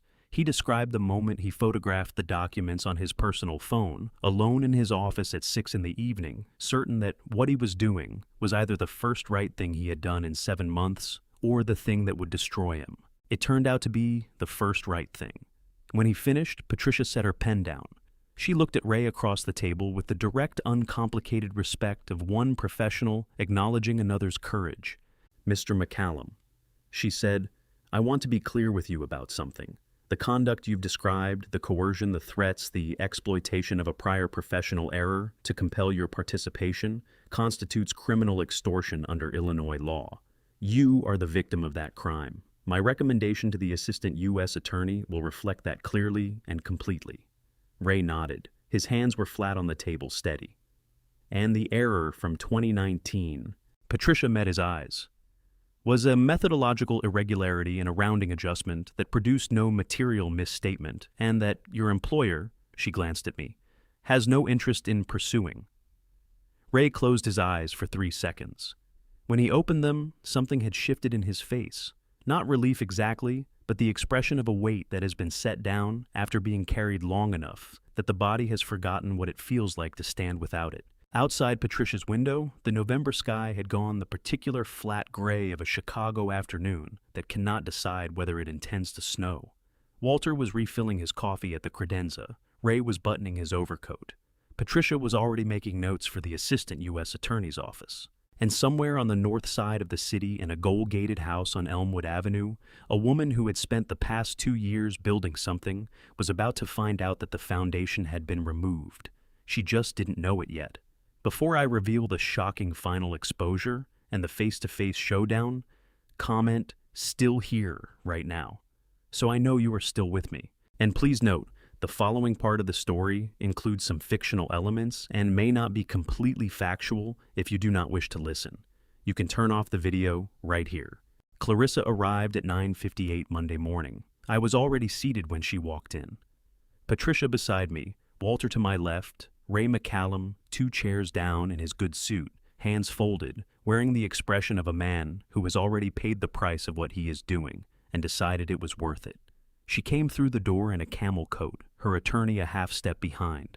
She read the room in 2 seconds, the folders, the people, and something shifted. Not fear, recalibration. "Edward," she said warmly, "I think there has been a great deal of misunderstanding between our families. We're going to begin with some materials," Patricia said, and slid the first folder across. Clarissa opened it. The forensics authentication report, the transcript of the 43-minute recording, a cover page Clarissa Ann Bowen, also known as Clarissa Ann Harrington, also known as Clarissa Whitfield, and Vincent Calder. The warmth in her expression did not disappear. It was too practiced for that, but it thinned the way ice thins when the temperature begins to change. Patricia read from the transcript directly. "He doesn't need to know the timeline. Just make sure the pressure stays consistent." Clarissa asked for a recess. Before granting it, Patricia slid the second folder across. Inside the forged signature comparison, Walter's expert statement, Ray's witness declaration. And at the back, 4 envelopes. My envelopes? Clarissa looked at them for a long moment. I watched her face the way I had learned to watch faces in 30 years of business. Not the large expressions which people manage, but the small ones which they don't. "Do you recognize those?" I asked. "I receive a great deal of correspondence," she said. "These came from me," I said. "Every piece of financial information in them was fabricated. I sent them 18 months ago to understand how you would respond to the belief that my resources were contracting." I paused. "Now I understand." Something moved through her face, rapid layered. Recognition. And underneath it, something I had not expected. Not rage, not calculation. Exhaustion. She pressed it down immediately, but I had seen it. After the recess, Douglas Fenn used the words civil resolution and cooperative approach in ways that meant his client understood the case against her and would not contest it. Before we adjourned, I said one more thing directly to her. The $30 million was a test, not to punish Nathan to know whether he could stand on his own before I handed him what I built. I looked at her steadily. He couldn't. But the reason he couldn't was sitting across from me in a camel coat. For one moment, brief, unguarded, she saw me clearly, not as a target, as a father. Then she looked away. We adjourned at 11:43. In the elevator, Walter said nothing until the lobby doors opened onto the street. "Well," he said. "Yes," I said. Outside, the November air was cold and direct. I put my collar up and walked to my car. Marcus called at 2:47. "She's moving. Left the house 40 minutes after your meeting ended. 2 rolling suitcases, a private car service. The kind you book in advance. The kind you book in advance." She had walked into Patricia's office that morning, already knowing it was the last morning she would spend in that house. I called Reyes, then drove north. The maple trees along Elmwood had given up everything bare branches against gray November sky, the whole avenue stripped to its structure. I pulled to the curb 2 houses down and waited. At 4:51, a black SUV stopped in front of the Gold Gate. Vincent Calder, broad, heavy-shouldered, the economy of movement of a man who does not waste physical effort, pressed the buzzer. The gate opened, Nathan letting in the man he owed $83,000 to, not yet knowing that the woman who had been managing that arrangement had left the city 4 hours ago. I called Reyes. "He's at the gate. 2 minutes." I got out of my car. Calder heard my footsteps and turned. His assessment was fast and professional. The situation had changed from what he expected when he pressed that buzzer. "Edward Whitfield," I said. "This is my property." Nathan appeared in the doorway. 3 seconds of his face moving through everything the past several hours had cost him. Clarissa gone, his father at the gate, a man he owed money to, standing between them. 2 CPD units turned onto Elmwood. Reyes presented the warrant. 22 minutes of procedural order, and through all of it, Nathan stood in the doorway with his arms crossed over his chest, holding himself together, watching. When the units pulled away, I walked up the front path and held out the folded deed of purchase. Nathan read it slowly. When he looked up, his eyes were red and his jaw was working against something too large to contain. "You bought it," he said. 3 months ago." "Yes. So I've been—" "Yes." The November wind moved through the bare maples. The Gold Gate swayed on its hinges. "Come inside," Nathan said. His voice broke on the second word. "Please, come inside." I walked through the door he held open. The Gold Gate swung shut behind us. We did not talk that night, not because there was nothing to say, but because the things that needed saying required silence first, the kind that cannot be rushed without losing something important. Nathan made coffee. I sat at his kitchen table and watched him move through the space, and eventually I drove home, and whatever needed to be said waited for morning. He called at 8:15. "Can you come back? I want to tell you everything, from the beginning." I was there by 9. He talked for 2 hours and 11 minutes, about the first bet, $50 a football game, a friend's living room, about the point it stopped being about the game and started being about the feeling, the way a single outcome makes all the noise of ordinary life go quiet.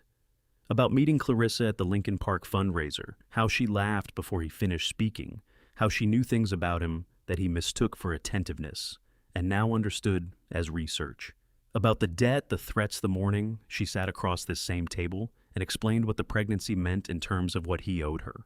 When he finished, he stared at his cold coffee. I reached into my wallet and set a photograph on the table between us. He was 8 years old in it, a rented house in Evanston, a yard barely large enough for 2 people. I was beside him, in a clearance rack shirt, squinting. Nathan was grinning with the full-bodied joy of a child who does not yet know joy can be lost. On the back pencil, handwriting uneven letters, "Dad is my hero."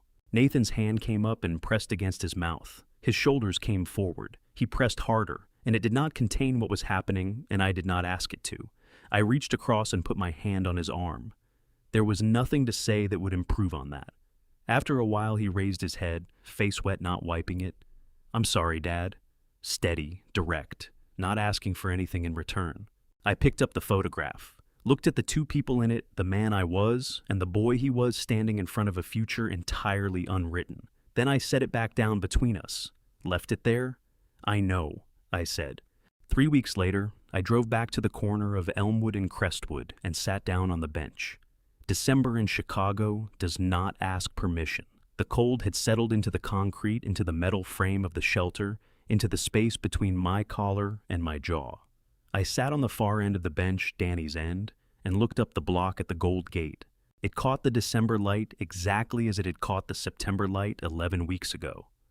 On the morning, an argument about money sent me walking down a sidewalk I had walked 100 times before and made it mean something different. Nathan had given his corrected statement to Detective Reyes 8 days after our kitchen conversation.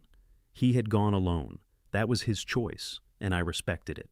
The U.S. Attorney's Office was reviewing the perjury question with consideration for the mitigating circumstances, the coercion, the threats, the lie that had held him in place. The lie.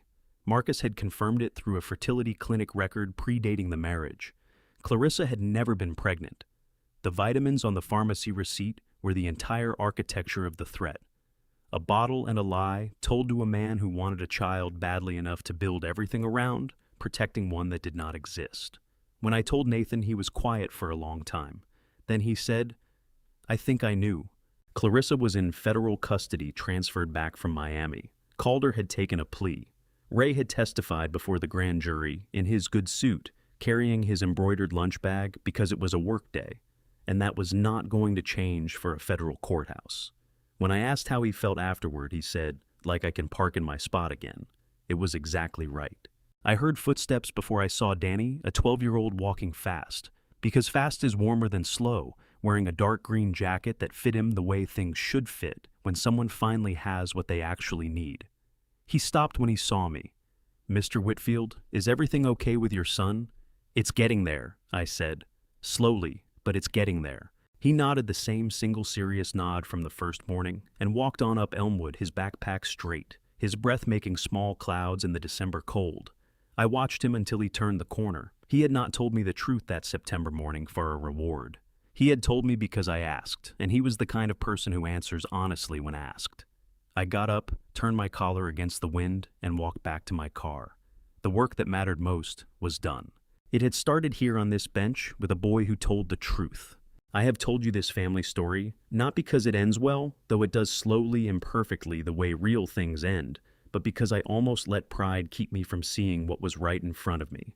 I was a father who built walls and called them wisdom. Don't be me. If someone you love is struggling, walk toward them before the distance becomes a wall neither of you can climb. This family story taught me that betrayal rarely arrives as a stranger. It wears a familiar face, speaks in a gentle voice, and finds the exact thing you are most afraid to lose. This is the truth about family betrayal. It is most powerful when it comes from inside the house. I believe that no amount of money, no contract, no gold gate protects a family better than honest conversation. I believe a child with nothing but integrity can change the direction of a man with everything. And I believe I know that God places the right people in our path at exactly the right moment, even when those people are sitting on a cold bench with worn-out shoes.